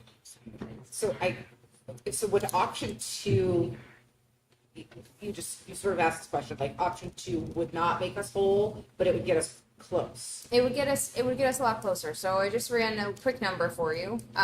If we were running option 2, May's lunch program at just the middle high school would have raised another $2,000. And so we would get a lot closer to that $72,000 deficit.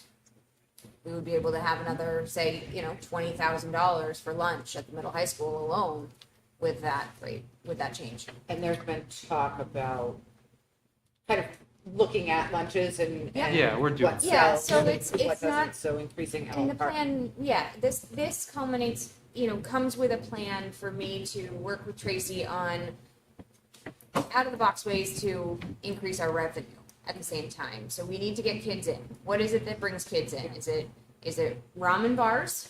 Is it smoothies? Is it, coffee drinks? What can we do to bring kids to the table? I just have a concern that right as the taxpayer we're subsidizing through already through free and reduced, but then we're also asking taxpayers to then subsidize perhaps kids that don't maybe need the extra help, like parents that need the extra help potentially. And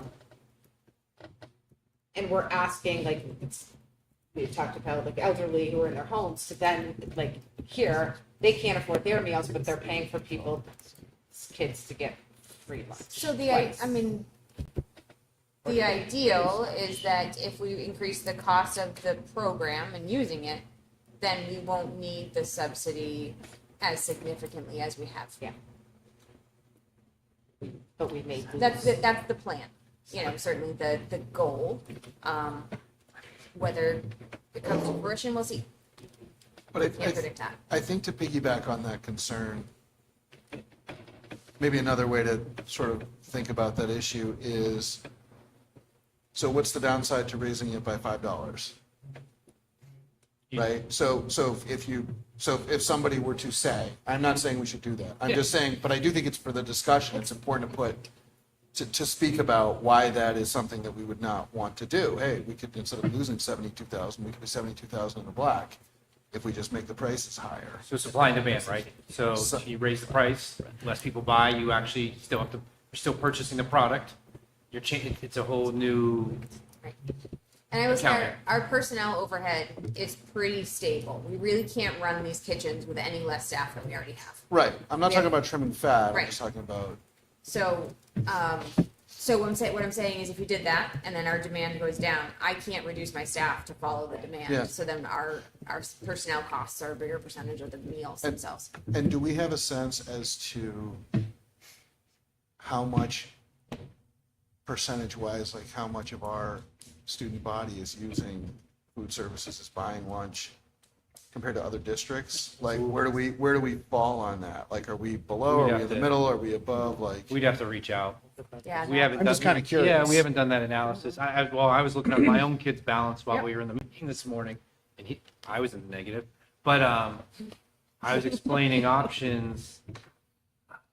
When I was a principal at Timberlake, we had a deli bar, so it was a fresh deli bar every day, and it was lined up out the door. And as a parent, I'd tell my kid, just go to the deli bar rather than me making a whole sandwich. Like, so those are the analysis that we're trying to do on what we're providing. It's a great practice. It'd be interesting because some people outsource there, some people aren't inside like Right. us. So, well, we can work on that. Part of the discussion this morning was, I mean, I didn't think that a 25-cent increase is going to change anybody's behavior. That was my gut, inelastic demand brain. But the incremental was just a judicious way of getting there for people whose behavior might be. Impacted by a 25-cent shift. And a $90 shift looks a lot worse than a $36 shift. Right. And then $54 shift. I think it also the lets $90 us, is more significant. yeah, and it lets us see like if we're able to change practices on our end and think about menu offerings, all those things, then we can know how much more do we need to do the other full 15 cents? Do we have to do 25 cents? Do we have to do 5 cents? Whatever happens in year 2. Right.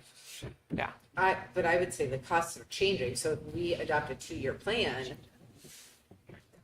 we actually don't know what potentially is going to be in place, or there are going to be additional tariffs, or there are going to be. So like a 2-year plan to me on something that is so variable doesn't make sense. Yeah, we also talked about that it can get wiped the out. 2 years, this is what we're doing year 1, and then at next year, okay, this is what we had on the boards. Do we still want to execute that? Yeah, and I would like to see I think you folks talked about it, and that we have 2 nice young people on the board so far. Like, what are the hot sellers? What could we change? I think you said that there were some surveys or some Yep, things there were that. some surveys done with families to see what it is that the kids want, what sells, what they don't like. It's tough. You can't sell chicken nuggets and mac and cheese every single day, but I think Pizza Waffle Friday Wednesday. always seem to be Waffle Wednesdays. right. Waffle My Wednesdays. kids Taco eat breakfast Tuesdays? for lunch. Yeah. That's the weird part. Really? It all depends. Yeah. I know, and yeah, mine will jump when it's the day when they're doing pancakes and waffles and sausage. She's so excited. Well, and that's it, I think conferring, and I'm sure there are, because I know like our lunch people go to there are workshops, like there are things. So like, what are the hot sells at Timberlane? What are the hot sells at Stark? What are the hot sells at, I can tell you what doesn't sell. The kids are not happy about. Goffstown got a smoothie maker, and they saw huge, really big benefit with a smoothie maker. Kids liked it. It was something different. It qualified, Fruit. as a smart snack. Really, it was good. I found out my daughter buys $4 drinks this morning when I logged in. So I was like, what are they charging for $4? Because there's no way whatever they're buying. There's definitely making money somehow. Yeah. What is she buying? I don't know. We'll find out tonight. When I get home, I can know. 3 caramel pumps. Better not be. How freshman? I guess for me, She's- the that's what 10 she's cent increase just seems like, Yeah. as a parent who's both my kids eat hot lunch, it just seems weird. Honestly, I'd be like $1.60, like just round it up to 175. Like just make it 25 cents. It's just easier math for my brain to handle. But I mean, I get judicious. You're not wrong. There's certain thinking like that. And there's a lot of districts that won't move less than a quarter at a time. Yeah, just like if I need to add more money, I'm just like I don't know how much more I need to put on there. I don't know what's happening with the economy. I think the one shift I would do is go from like 10 to 15. I mean, I think that Okay, yeah. I really don't know. Like, I think that there are some people who are pretty freaked out about what's Okay. happening economically. But if you told me like every meal was gonna go up 25 cents, I would say like my grocery bill has gone up. True. And I would Right. also say we Yeah. may Point. get people with the about ease of the free and reduced, we might have an increase there. Yeah. If it becomes easier to Yep. apply. We are doing that, doing the online platform for the free and reduced, which I think will get us a lot, some success, certainly. I do think that, for me, I would, if we were like voting on this, or my inclination is the second option. Okay. Because I think that it reflects the cost of what's happening. Mm-hmm. It's fair pricing, and it also, I would feel better looking ahead to the next meeting when we're, in the winter, when we're justifying our budget, that we're trying to be sort of mindful of the people whose kids aren't eating lunch. And like, I feel better about saying that, and again, I think to Suzanne's point, if you're eligible, then you should apply for assistance. But I think that more reflects the reality of what's happening right now. So to me, that's what my gut says. Yeah. Rob, what do you think? I move that we go with option 2. Okay. I'd second it. Any discussion? Just to be clear, option 2 is the 25-cent increase to all student and adult meals. Yep. Okay. All in favor? Aye. Any opposed? Great. Thank you so much. So we will update those prices and communicate them to families for the start of next year. Great. Perfect. Thank you so much. Thank you. Yeah, absolutely. Someone hiring? Nope. Nope. Fund balance. Oh my God. Yes. Fund balance. Let's do it. Yeah. Fund balance. So 3 weeks ago, we presented you with some forecasts or estimations of where we will be for the end of the year. I guess good news is the number's coming in lower, which means we are adequately funding appropriately.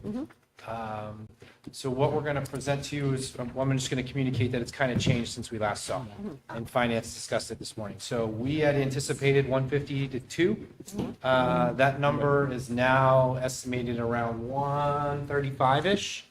And remember, you have the May financials in your packet. You do not have June, which is always tricky. So now it's all targeted approaches on open POs, some special education costs that are rounding into form. So that is the safe number that our new business administrator to be on July 1st has made a target.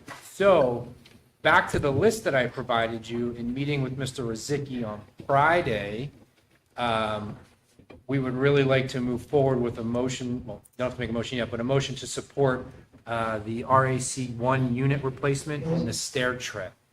And the reason why we're doing that is because if the number comes in at 135, you can see the estimated cost for the air unit is 80, and the 2 treads for 2 schools is around 70. Now that's over the 130 number, but the motion that would be asked would be to spend up to 135 to replace the air handling unit and stair tread, which allow us the flexibility to use whatever the remaining funds are for the stair tread.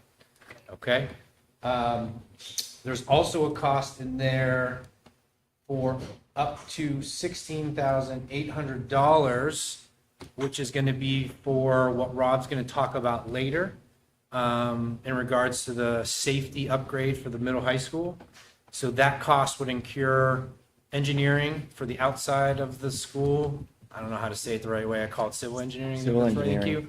Along with some construction management costs because of the scope of the project. So really, I mean, Rob, you can explain more if you want, or if anyone has questions, please ask. We're going to be asking for 2 motions. First is to spend up to $135,000 from fund balance for the air handling unit and stair treads. And then a second motion to spend up to $16,800 for construction management and engineering HMHS project. Now, I know if you're asking, that doesn't add up to what I was just estimating. Laura broke it out for me because there is an anticipated cost to cover both. All right, the 16.8 plus the 135. threw a lot at you. So feel free to ask questions. Or you can dive deeper if you Well, And the up to allows us, sorry, Rob, when there's, at the end of, on June 30th, if I, don't have $135,000, that up to allows me to spend lower, but just not more than that. So it gives us, that gives me a bit more flexibility, a little more movement. And I think it's also important that we note that the unassigned fund balance in the May financial is at 815,000. So all of this is taking place after we meet our calls from school district meeting, as well as putting the balance into that contingency fund, which would bring us up over the $1 million mark. Thank you for, Yes. yes. Because we had dedicated 400,000 from the contingency fund at school district meeting and 100,000 for our revenue. Yep. And then another 25,000 for the two trusts. Great. So the third piece would be the contingency fund and a preliminary plan to maximize the contingency fund on June 30th. Great. That final vote obviously happens in August, but that is the plan. All these numbers are based on maximizing the contingency fund, which you'll see in the May financials. Great. And just, kind of going back to where we were 3 or 4 years ago with the size of our unanticipated fund balance and where we are now. So if that number is in the ballpark of that 815, 825, and our budget for this year was 26.6 million.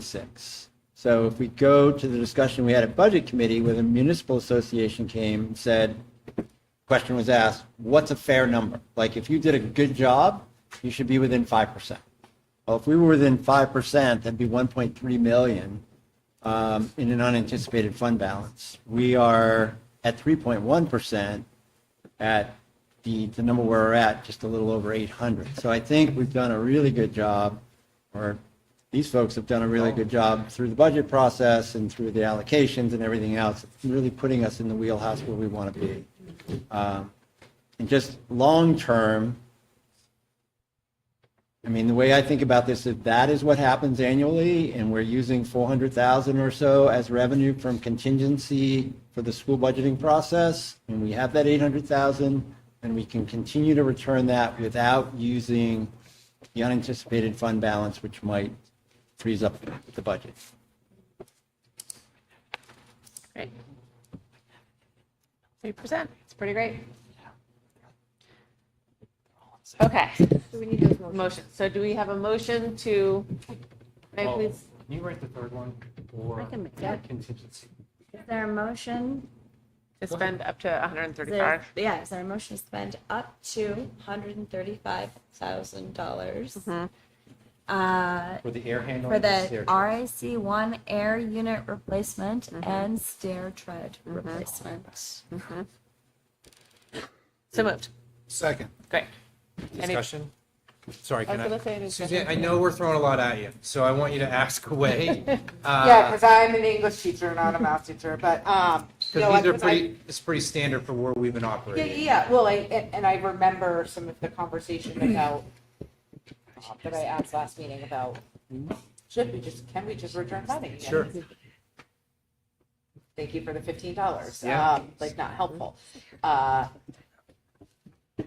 Yeah, I mean, right, stair tread, I've been on those stairs, and they,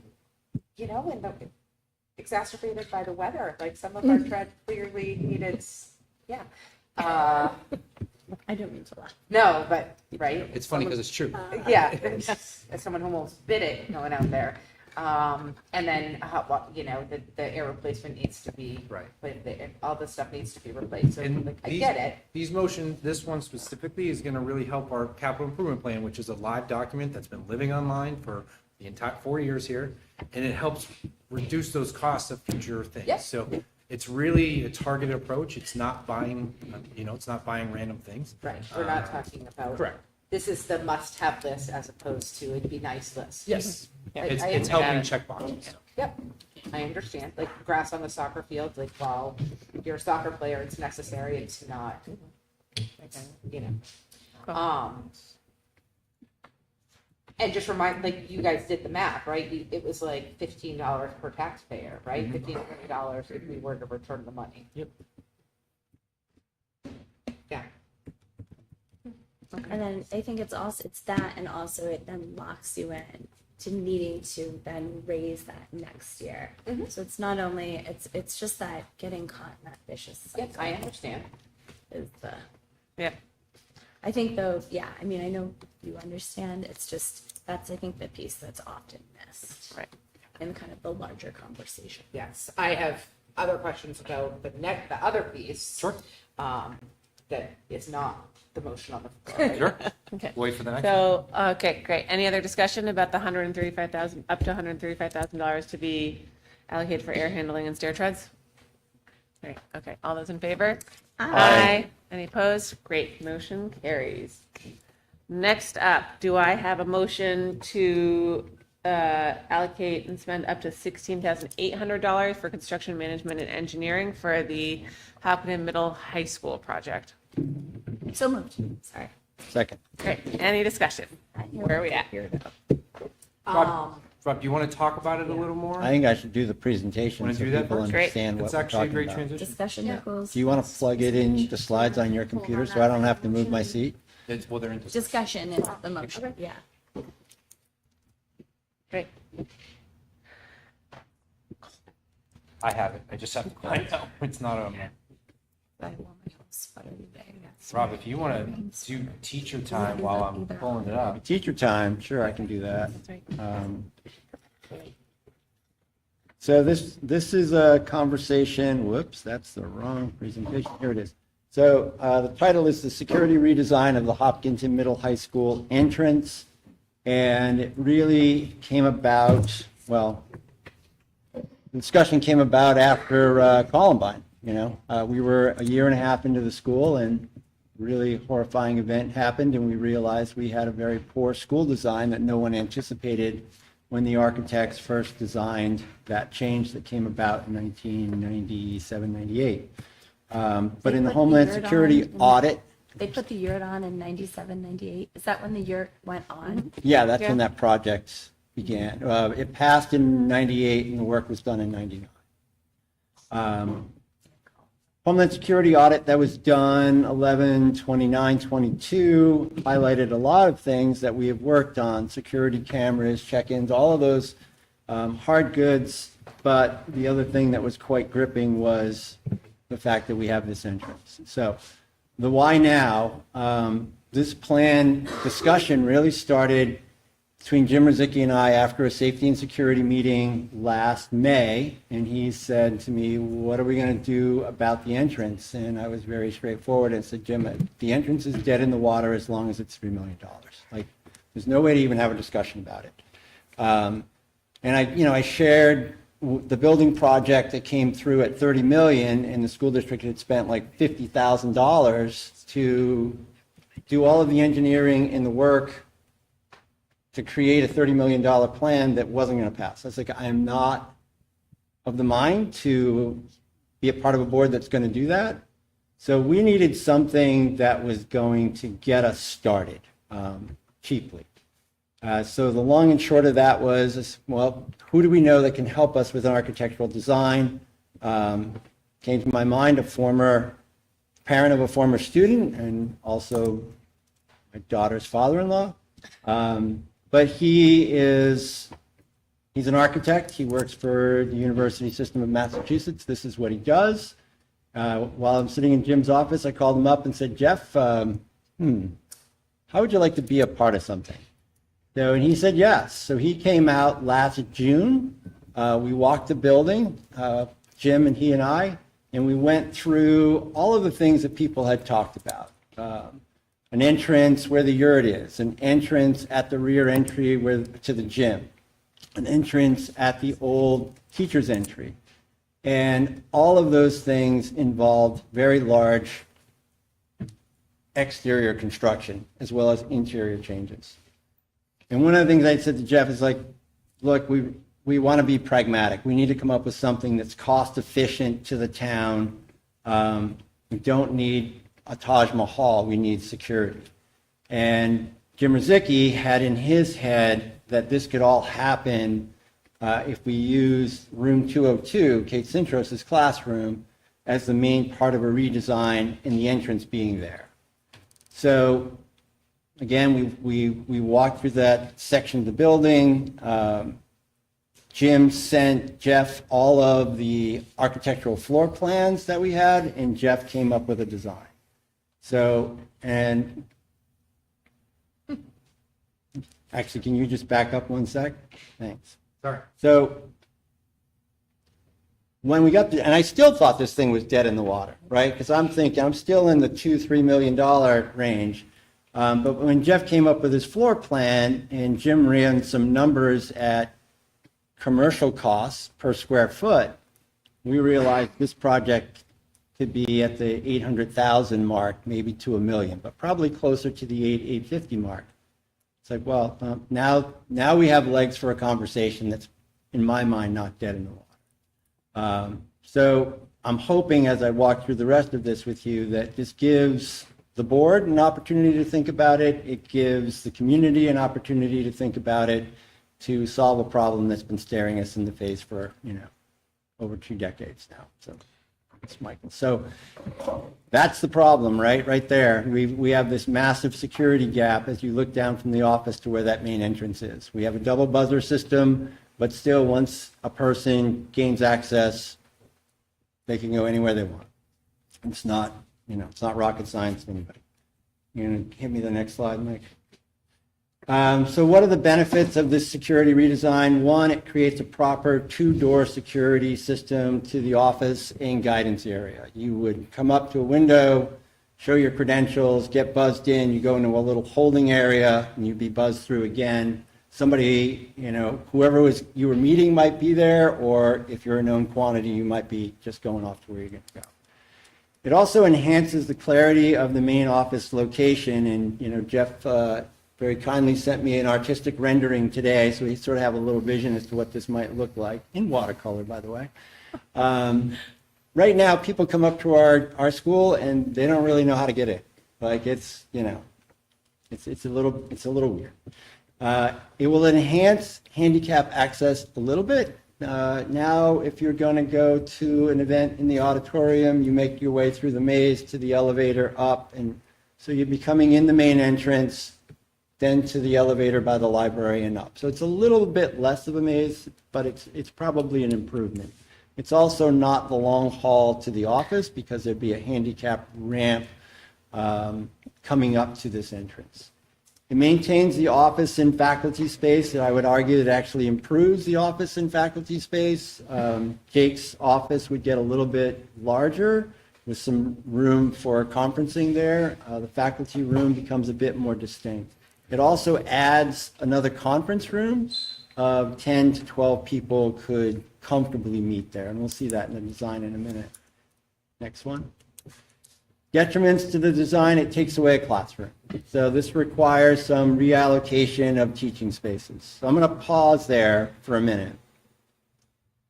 So after Jim and I have this conversation and after Jeff does his plan, it was brought back to safety and security, run by that group, and they said, we like the idea of this. Now the most important feedback to get initially is from folks who live this. So Carrie and Jim, myself, and Chris Kelly got together, and we talked about pros and cons. We made some adjustments to things in terms of where they sat and the sizes. Sent that back to Jeff. He did another redesign. I asked Chris to take it to his admin council, which he did, had strong support there, and then to the full faculty. So everybody at the middle high school has seen this and understands the necessity. And I think they also understand the necessity of the trade-offs of losing that classroom and some reallocation taking place. But Chris feels pretty strongly that this can happen. Yeah. Just a quick question or clarification. We have the fire chief and police chief on safety and security as well, Thank you. right? So Yes. they both have seen this and also weighed in. Yes, we looped in both Chief Yale and Chief Hennessy. Chief Yale definitely gave the nod. We talked about bollards and some other things that needed to have happen. So yeah, those parts of the puzzle have been looped into the process. So this one is kind of funky because it's an overhead view and it shows you, I'm going to get up. It shows you from top-down view as to what you're looking at. It's a little sketchy because of the sketch, whatnot. But right now, this is the front of the building here, and this is where the buses come in. So the entry point would be right in this area here. And if you were to see Kate Sintress's classroom in the two windows, there'd be one window there and one window there. This is her old classroom. So what would happen is you'd come in and the entrance would be in this, in this location. And this was one of the big changes in our mindset was initially we were thinking vestibule, structure. Vestibules and structure means money. When we had the conversation and Jim said, what about canopy? Canopies cost a lot less money, serves the same purpose. So this is a canopy, not a vestibule.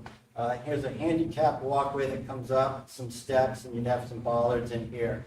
There's parking. Visitor parking would occur here. Your flagpole is over in this area.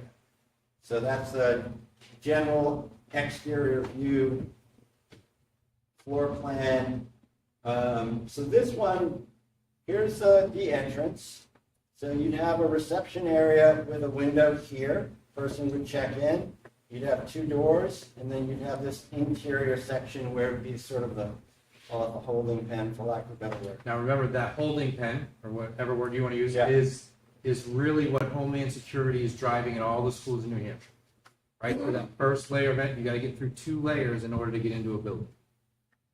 So we have this area, there'd be some chairs here, a person might be waiting, or, you know, again, a known quantity, they might go through to wherever it is that they're going. So this becomes the lobby area. This is now the entrance to the main part of the building. Guidance is here. This is the conference room that would get added as a part of this business. Right now, if you've been in that building, this is where the bathroom is. That would not change. This is where the storage, I think most of our servers and whatnot sit here. This would be an opening into guidance for them to have access to and from the office.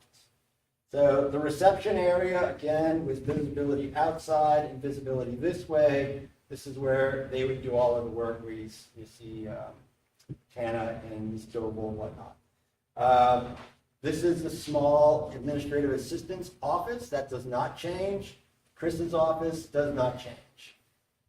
Jake's office over here does change a little bit. So one of the things that needed to happen, or in this design does happen, is the faculty lounge, which currently sits over here, would move to this section. So they're going to come in by where the senior lounge is. This becomes a wall and a walkway. And for easement reasons and whatnot, you had different choices that had to have happened, which Jeff explained. So this becomes a hallway, and then this goes into the office here. So Jake's office gets expanded by about that much, so it gives him a little bit more space, parent meetings, student meetings, etc. Will we still have the entrance that we have now? Will that stay there? as, Which like, entrance? The yurt. The yurt will be locked off. Yeah, yurt. The yurt will still be there, no change, but not for entrance during the school day. So students won't even be able to go through the yurt? Nope. Students, part of, and this is all discussion, but student entry points primarily would be the rear parking lot by the gym, which would be staffed and monitored, and then buses would come up and drop here, and students would be coming in through this entrance. Are we doing anything for the back entrance, which is? Remember, this is the main purpose of this is the safety during the day. So when parents are coming to drop stuff off. Okay. It's not, when, like, school arrival, like, parent drop-off is still gonna be by the area. Okay. Yeah, it's not changing. The other small piece of change here is there's 3 offices in guidance. There's one here, this is where Mrs. Fisher is. There's a very, very small office, and then a 3rd office here. This office would get expanded a little bit, come this way, meeting up with this hallway, with coming in here to into the main office. That person's going to get a little more space. A little, more than a little tight. All right, next one, Mike. This is sort of Jeff's rendering of what it would look like. So you come up again, you can kind of see where there would be some parking, handicap access, a few steps coming up, bollards along the way, and then your entry with a small canopy over the top, not a big vestibule. He and I had a long discussion because he sent me 5 different renditions of this today. And I picked the wrong one to begin with. This is the wrong one, but we'll swap it out later as we move down the road. The 3 you sent me, they're all eerily similar. I know. Except the But color. you're not an artist. No. So, I thought this one was the best one. Yeah, but again, I can't thank Jeff enough for the amount of time that he's put into this to get us to at least be able to have a conversation. And I don't know if there's one more slide. Yeah, so plans to move forward.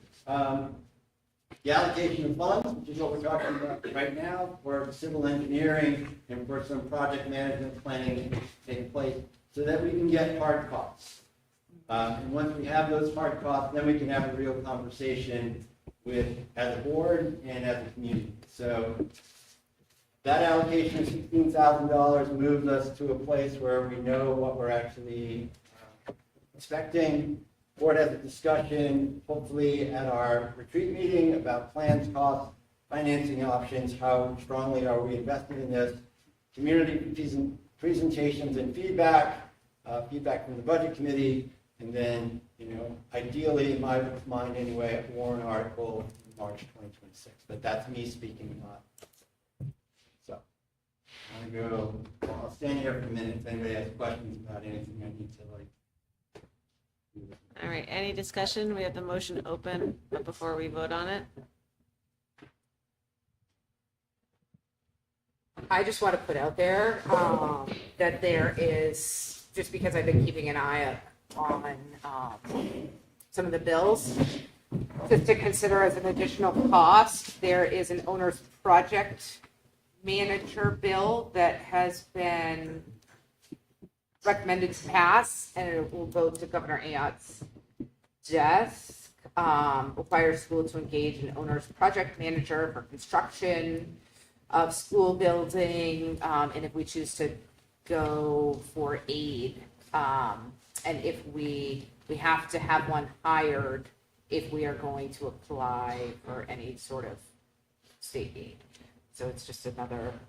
We had a project manager for the last go around that we did at Earl Martin School.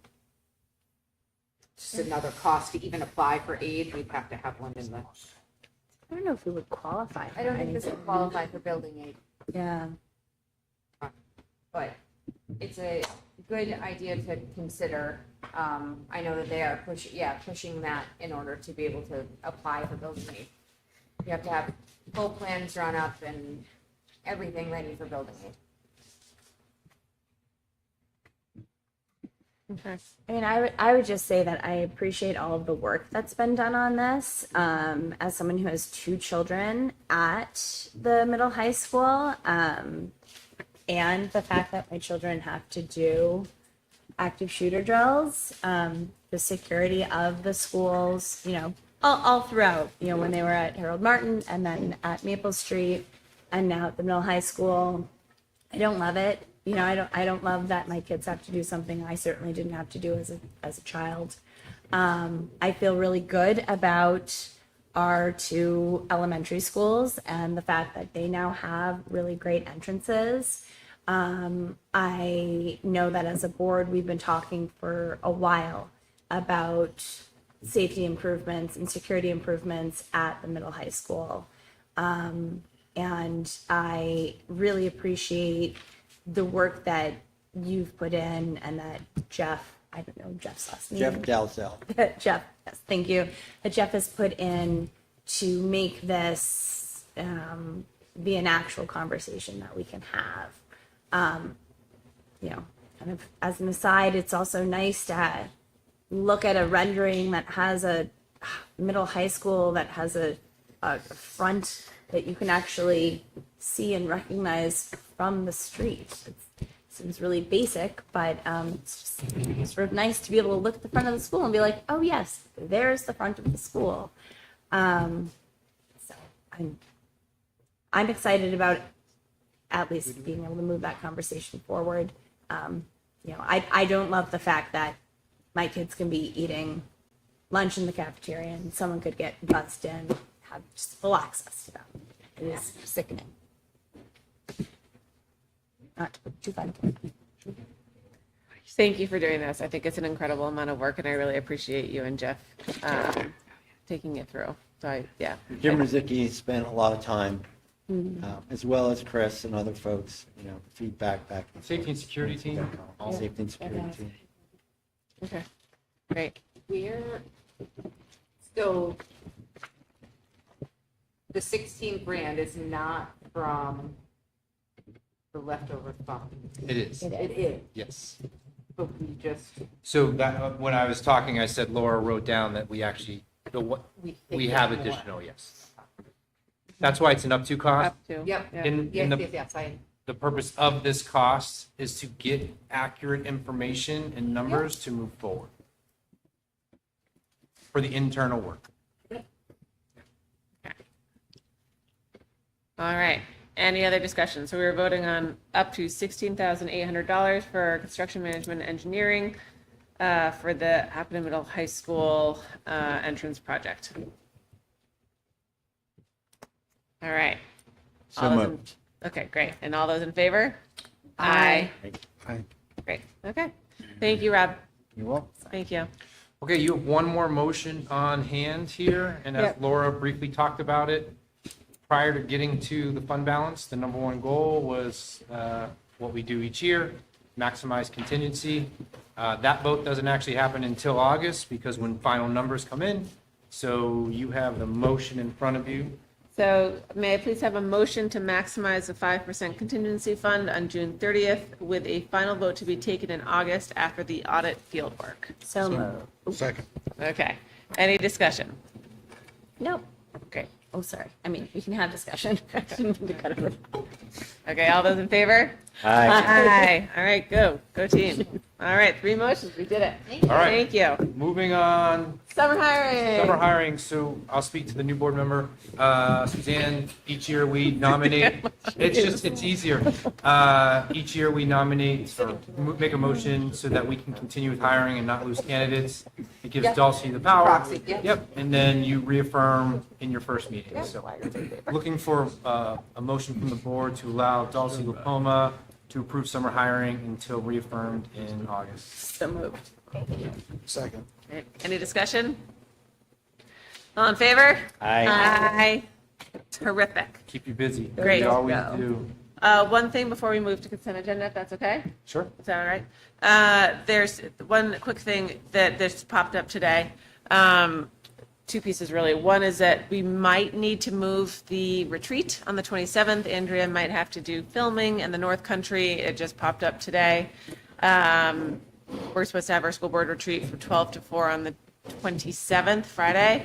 I have not even talked to Amy about this. So I think, and I wanted to get everyone's feedback about this because I know summer is complicated. I think it's probably better to do it sooner in July rather than later, rather than waiting until August or something, just because I think we should spend some time with Amy as she starts to get her sea legs under her.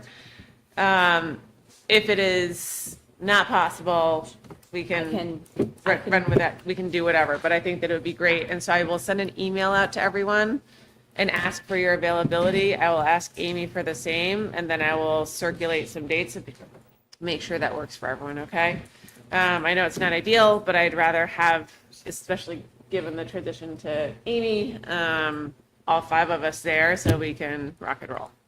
The last thing is I did draft the 25-26 school board meeting dates. I sent it to Andrea to do a final check, but I will get that shared with everyone once another set of eyes has taken a look at it. As a reminder, the things we think about when we look at that are we try really hard, based off of our experience 2 years ago, to not have meetings right after holidays or vacations. It just means everyone comes in hot and potentially a little unprepared. So we try to space it out, and then looking at budget season, local elections, federal elections, reorgs. Something that I kept in mind was that I thought, Suzanne, your first meeting, the Tuesday after school district meeting, was maybe not the best onboarding experience for you. So trying to space that out a little bit more for a potential new school board member. Yeah, I felt like we were all, I did a great job of getting you up to speed. But so I'll get that circulated with everyone. We can finalize it at the retreat. All right, cool. That's my last thing. It's your show. Yeah, we're moving on to have a brain cramp. Say the sentence. Personnel? Thank you, personnel. I'm going to do resignations first tonight.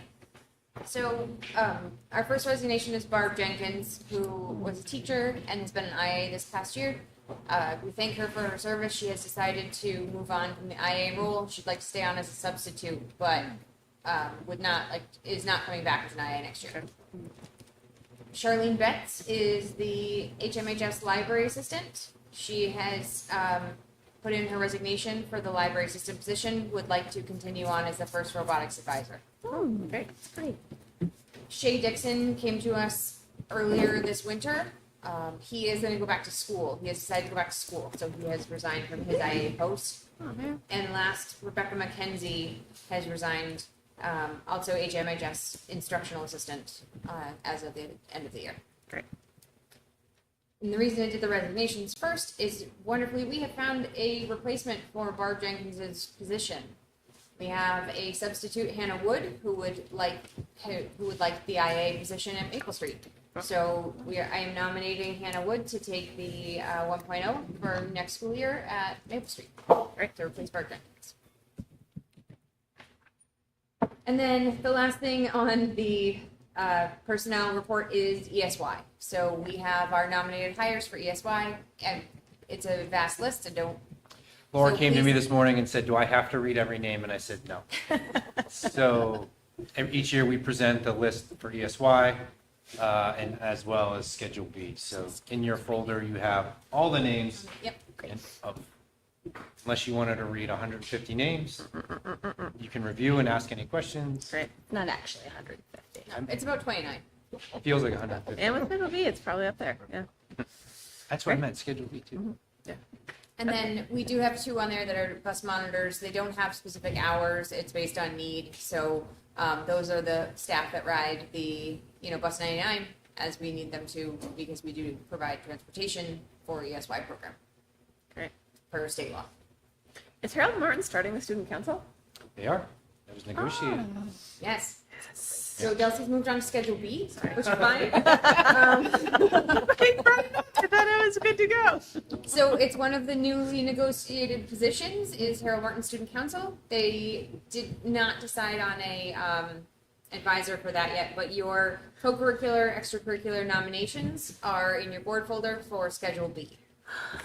And Tracy Martin and Kimberly Sink are coming back as the MSS Performing Arts Club. They are. There's a Very few that we don't have. So high school's open art studio is not running again in 25-26 school year. It didn't run this year. So that is not going to be filled. And then we have a few to be determined where we don't have advisors yet, but I will bring that to you when we do. Great. Next year's going to be great. Yep. It's going to be great. Cool. Awesome. And then there's a few on here. Waste Warriors, Girls Who Code, Kindness Club, Student Council. Those are our clubs that have been existing for a while, but the advisors have been negotiating into the new contract to actually receive a small stipend for the work that they do with those clubs. So we thank everybody on here for their additional service. Great. Yeah. Our teachers step up in lots of really great ways. Yeah. Yes. Any questions on the personnel hiring? No, thank you to our teachers and support staff. We do not have any donations tonight to discuss. We do have the May financials, so we've talked a lot about them already. So I just want to let you know that the numbers that are in here are from May 31st. I have a proposed anticipated end of year total fund balance of $815,267. That is not what would be returned for tax relief, though. Remember that. So as we look at it, we have a calculation where we take and max out the contingency fund, and after that, we have $100,000 to reduce the tax rate, which was promised at annual meeting, and then there's $89,000 remaining to do additional work. On June 2nd, I did a lot of purchase order work. Apologize for this very poor timing, but that's where the new numbers came in that Mike just spoke about. I was able to close a couple of purchase orders and reduce the encumbrances that you see on this report. Great. So, woohoo. Those are the financials. If you have any questions, please let me know. Lovely. Superintendent's update. In your packet is an overnight field trip for Mr. Zipke and the soccer team in the fall. If you have any questions, please let me know. I briefly mentioned it last meeting. We did not attend the Champions for Children event yet, but I nominated the Hopkinton Public Schools Foundation for Champions for Children for the Southwest region of New Hampshire. I know it doesn't make sense that we're Southwest, but we are. And they did win the regional award. We went to Concord for about a 2-hour presentation for the 5 New Hampshire State regional winners. We got to speak about them. It was awesome in a room full of people that are doing things for kids throughout the state. We were not the #1 winner, but every group was amazing. To me, again, it's a cheesy line. There's no losers in that room, but there were none. But again, to the foundation, the amount of time and effort they put in, which leads me into the next thing that would be in the principals' newsletters that went out, would be, it's called New Hampshire Gives. I have it up somewhere. There it is. So the Hopkinton School Public Foundation is participating in New Hampshire Gives, which starts tomorrow and runs from 5 p.m. June 10th to 5 p.m. June 11th. New Hampshire Gives is the state's largest day of giving, bringing together nonprofits and donors from across the state. It's not just the foundation, but there's plenty of causes you can go on and take a look. But it's an area of outreach for the foundation. If you did go to the rainstorm graduation, you notice the programs were donated or by the foundation. They were super nice this year. Really nice cardstock. They printed 700 to make sure no one ran out. That's one of the things they do each year. We can go into all the things that they purchased, but we bring them to the board meeting. But they were acknowledged, and I think it's pretty awesome. Get our first donation today. Got our first donations? All right. Starts at 5 p.m. today, right? 5 p.m. Then, just to speak quickly about graduation, it's a great time. And I think, Jonathan, you said it best. The community is great when we're together. And when we're in a barn, in a thunder and lightning red cell hail storm, it was pretty awesome to witness. I know someone kind of said it already, but I leaned over to Jake in the middle and I go, did they memorize their speech? Of course they did. I'm an adult and I don't do that. It is just remarkable how well, Flo, you did, and Mike. I don't think I've ever been able to memorize something, let alone a 5-minute speech. Can I just, I grabbed Mr. Meserve and said, who did their speech prep? Because I teach public speaking, and you guys were remarkable. We just practiced a lot. We just said it a lot. Kudos to you and to whoever sort of got you. Yeah. Because beautiful. I mean, and don't even get me started on the national anthem. Like, talk about chills. Those two singing, it was crazy. It's a talented grid. Yeah. So, good job, Noah. No, that was fun. That was fun. But And the Lego hat. when you reflect on the, Crocheted hat. yeah, when you reflect on the year, I think graduation is a culminating event, right? And to see everyone come together. It's just a pretty cool moment when you're staring out that way, because they're all looking at us. But when you see all of that, from the staff to the people to Jody FaceTiming a sister who's in Sydney, Australia, it's pretty cool. So congratulations And to the everybody class. thought I was being rude. I'm like, I'm not. I'm really Yeah. I thought bringing it was somebody cute. to it. So to the class 2025, Mr. Kelly put that one on Not the tee for me when he messed that up. I know, but we were giving him a hard time, but it's funny. So I just want Did he to. mess that up?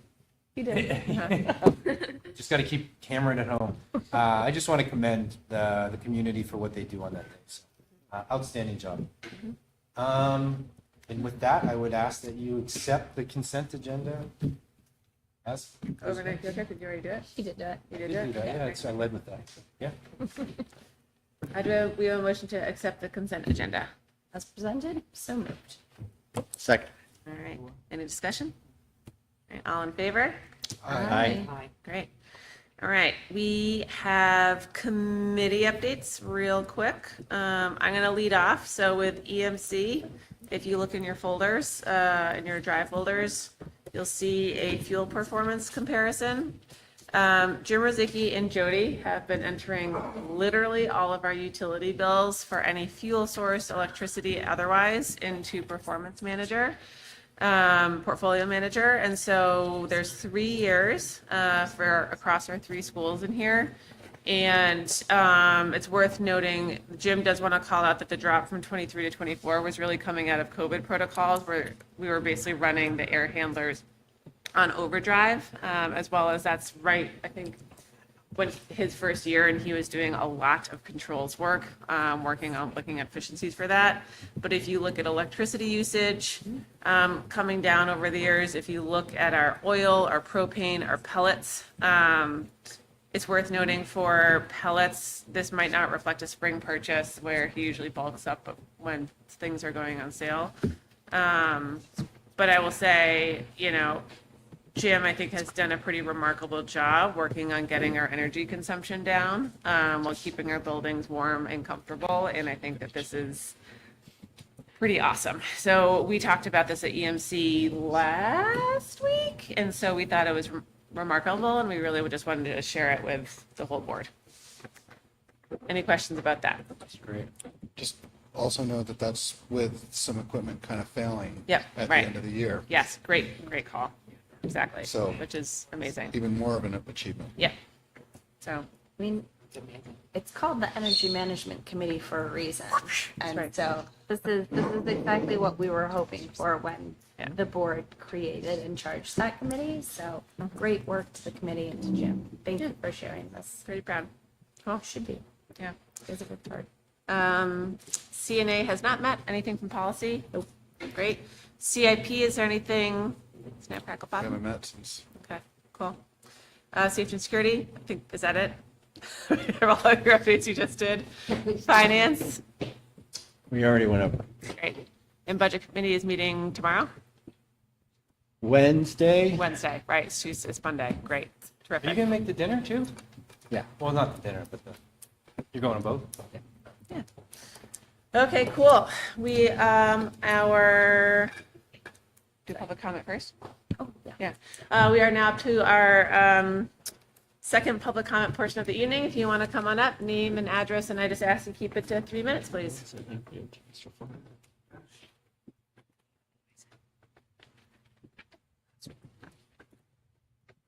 Warren Clement, 86 Maple Street. Want to jump back to school lunch. Feedback from my kids, one of my understandings is pretty much at each of the schools, it seems rushed and they don't have enough adequate time to eat. The salad bar, or whatever the extra bar is that's up at the middle high school, it seems often that it gets wiped out and they would like to eat from that, but it may have already been wiped out, so I don't know if that's a moneymaker, but or how to accommodate that more, but you kind of were looking for feedback.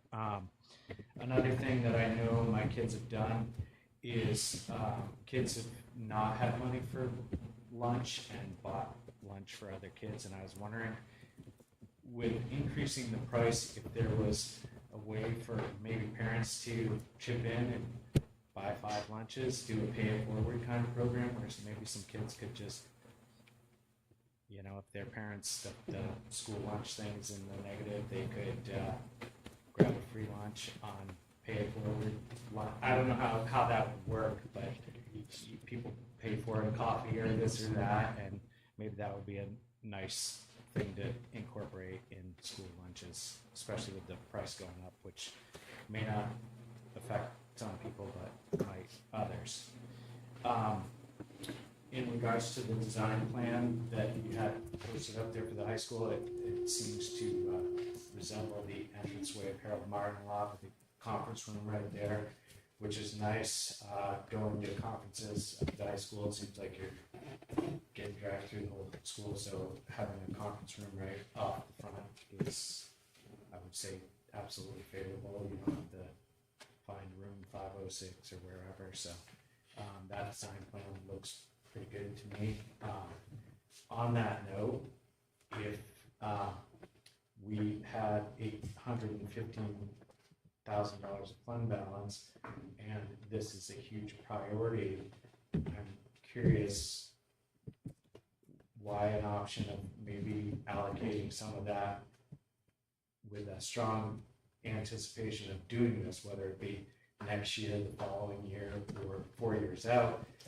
If it's about a $800,000 to $1 million project, and you would just somehow set aside $250,000 this year and do that for 3 or 4 more years, we could already have the money saved. And I would have preferred to see some sort of direction that way. So those are my comments. Thanks, Lauren. Anyone else? Okay. All right. All right, now we are to other business.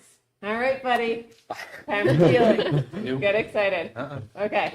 So, Michael Flynn, this is your last school board meeting in Hopkinton before you go off to magnificent dairy. I think we have some nice things to say about you, which is your absolute favorite thing. Yeah. Rob, do you want to start us off? I want to start off? Yeah. Oh, boy. So, yeah, I'll start. So, remember when you applied and we had all of those resumes to look at, and I was going, yes, no, yes, no, yes, no. You were in the no pile. And then you were in the no pile. But you hire consultants, and the consultant said, no, you want to interview this guy. I was like, all right, so we're paying you money, let's interview this guy. And as soon as we finished with that interview, I was like, that's my guy. You were direct, you were authoritative, you were most of all pragmatic. You seemed very approachable during that interview, and the second interview even more so. And I feel like that's been our trend line. We haven't always been like, yes, yes, but we've always been able to have a conversation. And it's been, great to be your colleague, and more importantly, I think there's a friendship that's developed, and hopefully will continue at whatever opportunity presents itself. Thank you, Rob. Thank you very much. I'm glad we hired that consultant. It's worth it. Me too. If I may briefly interject, I'm so sorry. I have to bring my daughter home, so I'm Yeah. gonna head out. This is not goodbye between you and I. So No, I get will to see you tomorrow morning. Yes. See you, Laura. Noah, Flo, thank you so much. Thank Dr. you, Flo. thank you. And Flo, I will continue to work on the cafeterias. Thank you. Flo and Noah, do you guys have anything you want to say to Mike? Yes. Do you want to go first or do you want me to go? I'll go first. All right, you go Yeah. for it. Well, I just want to say that when we started, we had no idea what was happening, and you were also new, but you made us feel like we were welcomed, and you always answered mostly my questions. I had a lot more questions. And That's because I understood it right away.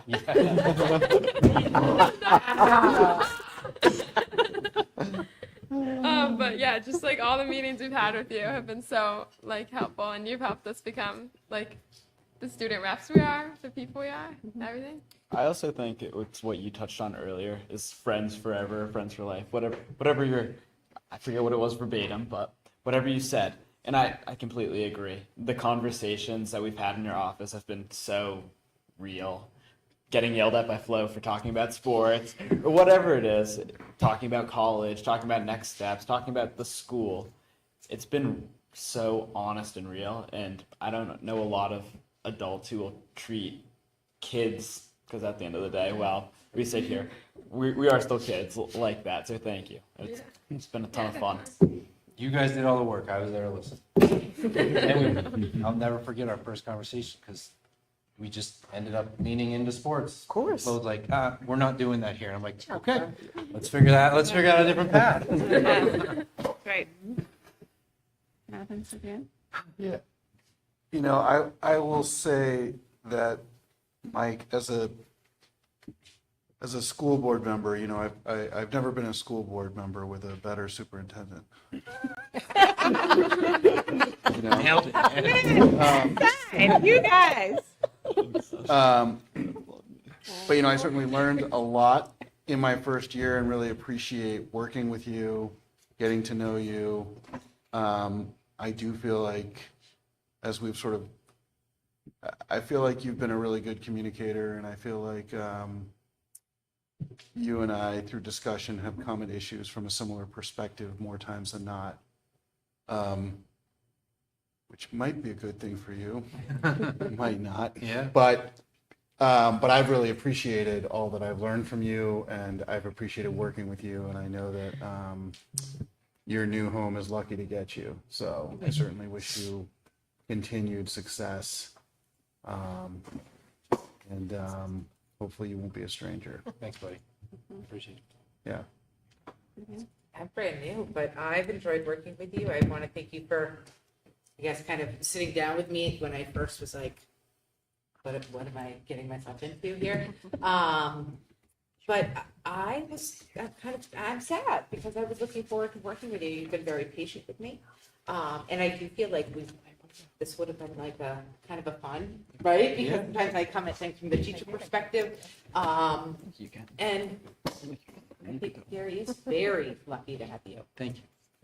Appreciate it. Wish you well. So fun. Well, we've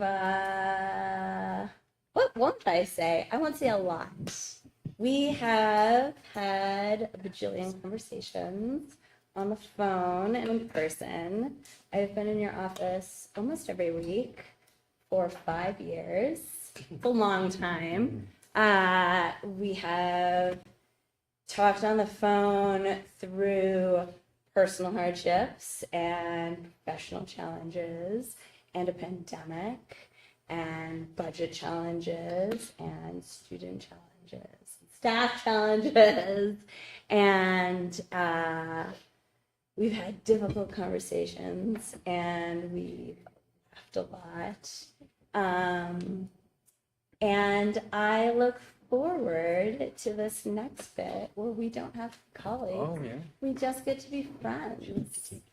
So how about that? I'll leave it just like that. But I think we have gotten to see each other both at our best and at our worst. I think you would probably agree. Sure.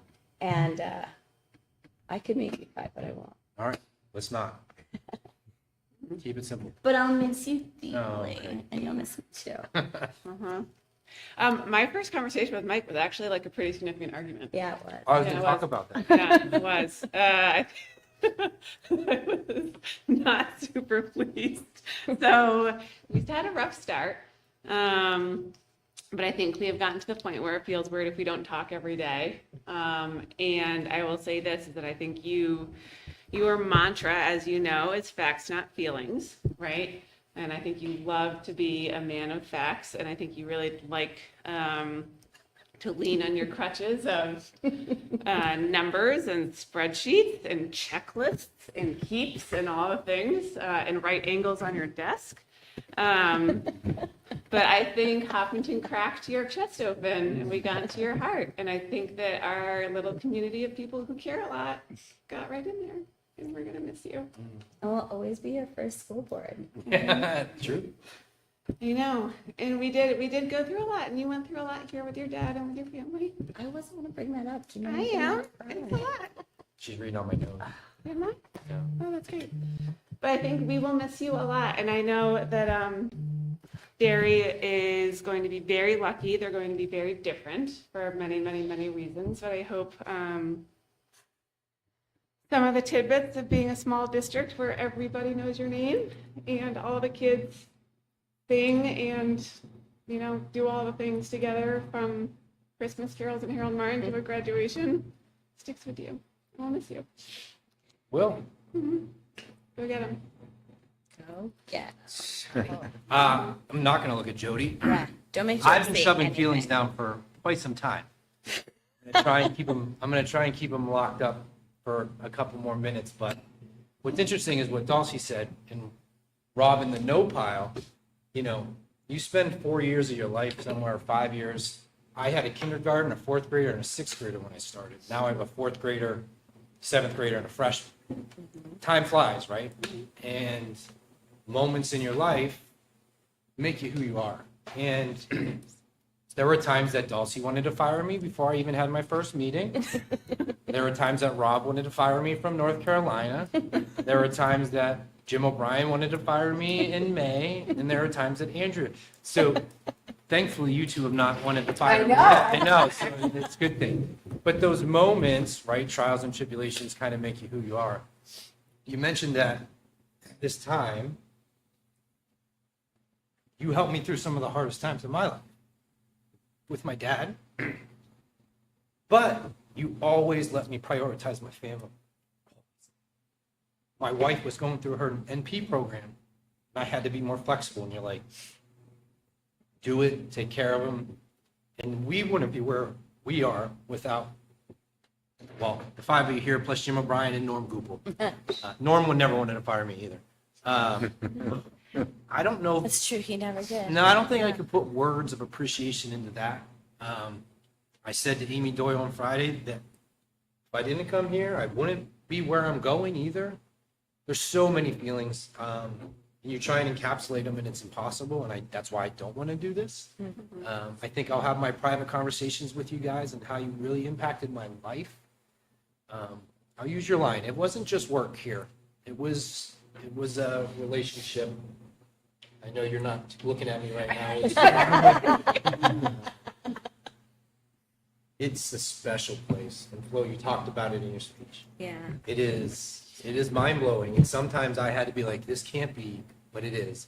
So I caught you at the end of graduation walking out, and I was like, this place does a hold of me forever. And, you know, now Derry gets to hear about it all the time now. As we transition. Sorry, we heard about Timberline a lot. Yeah, and you know, in the community part of it, if you could ever put it in check, and as I've been trying to work with Amy, where everyone knows your name, there's also naysayers that try and be loud that aren't loud.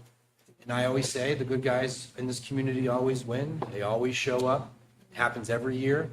And if you don't let that creep in, the work can be great for the kids. So as you guys move forward as a whole, I said it publicly, Amy's going to be better than me.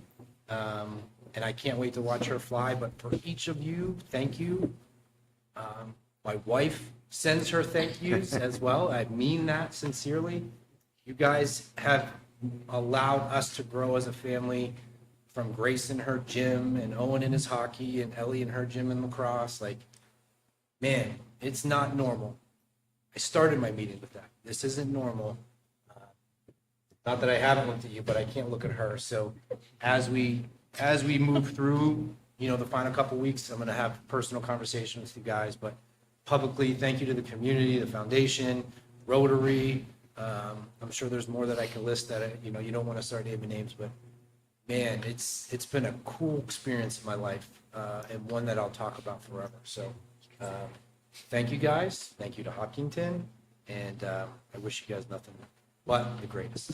There you go. So thank you. All right. All right.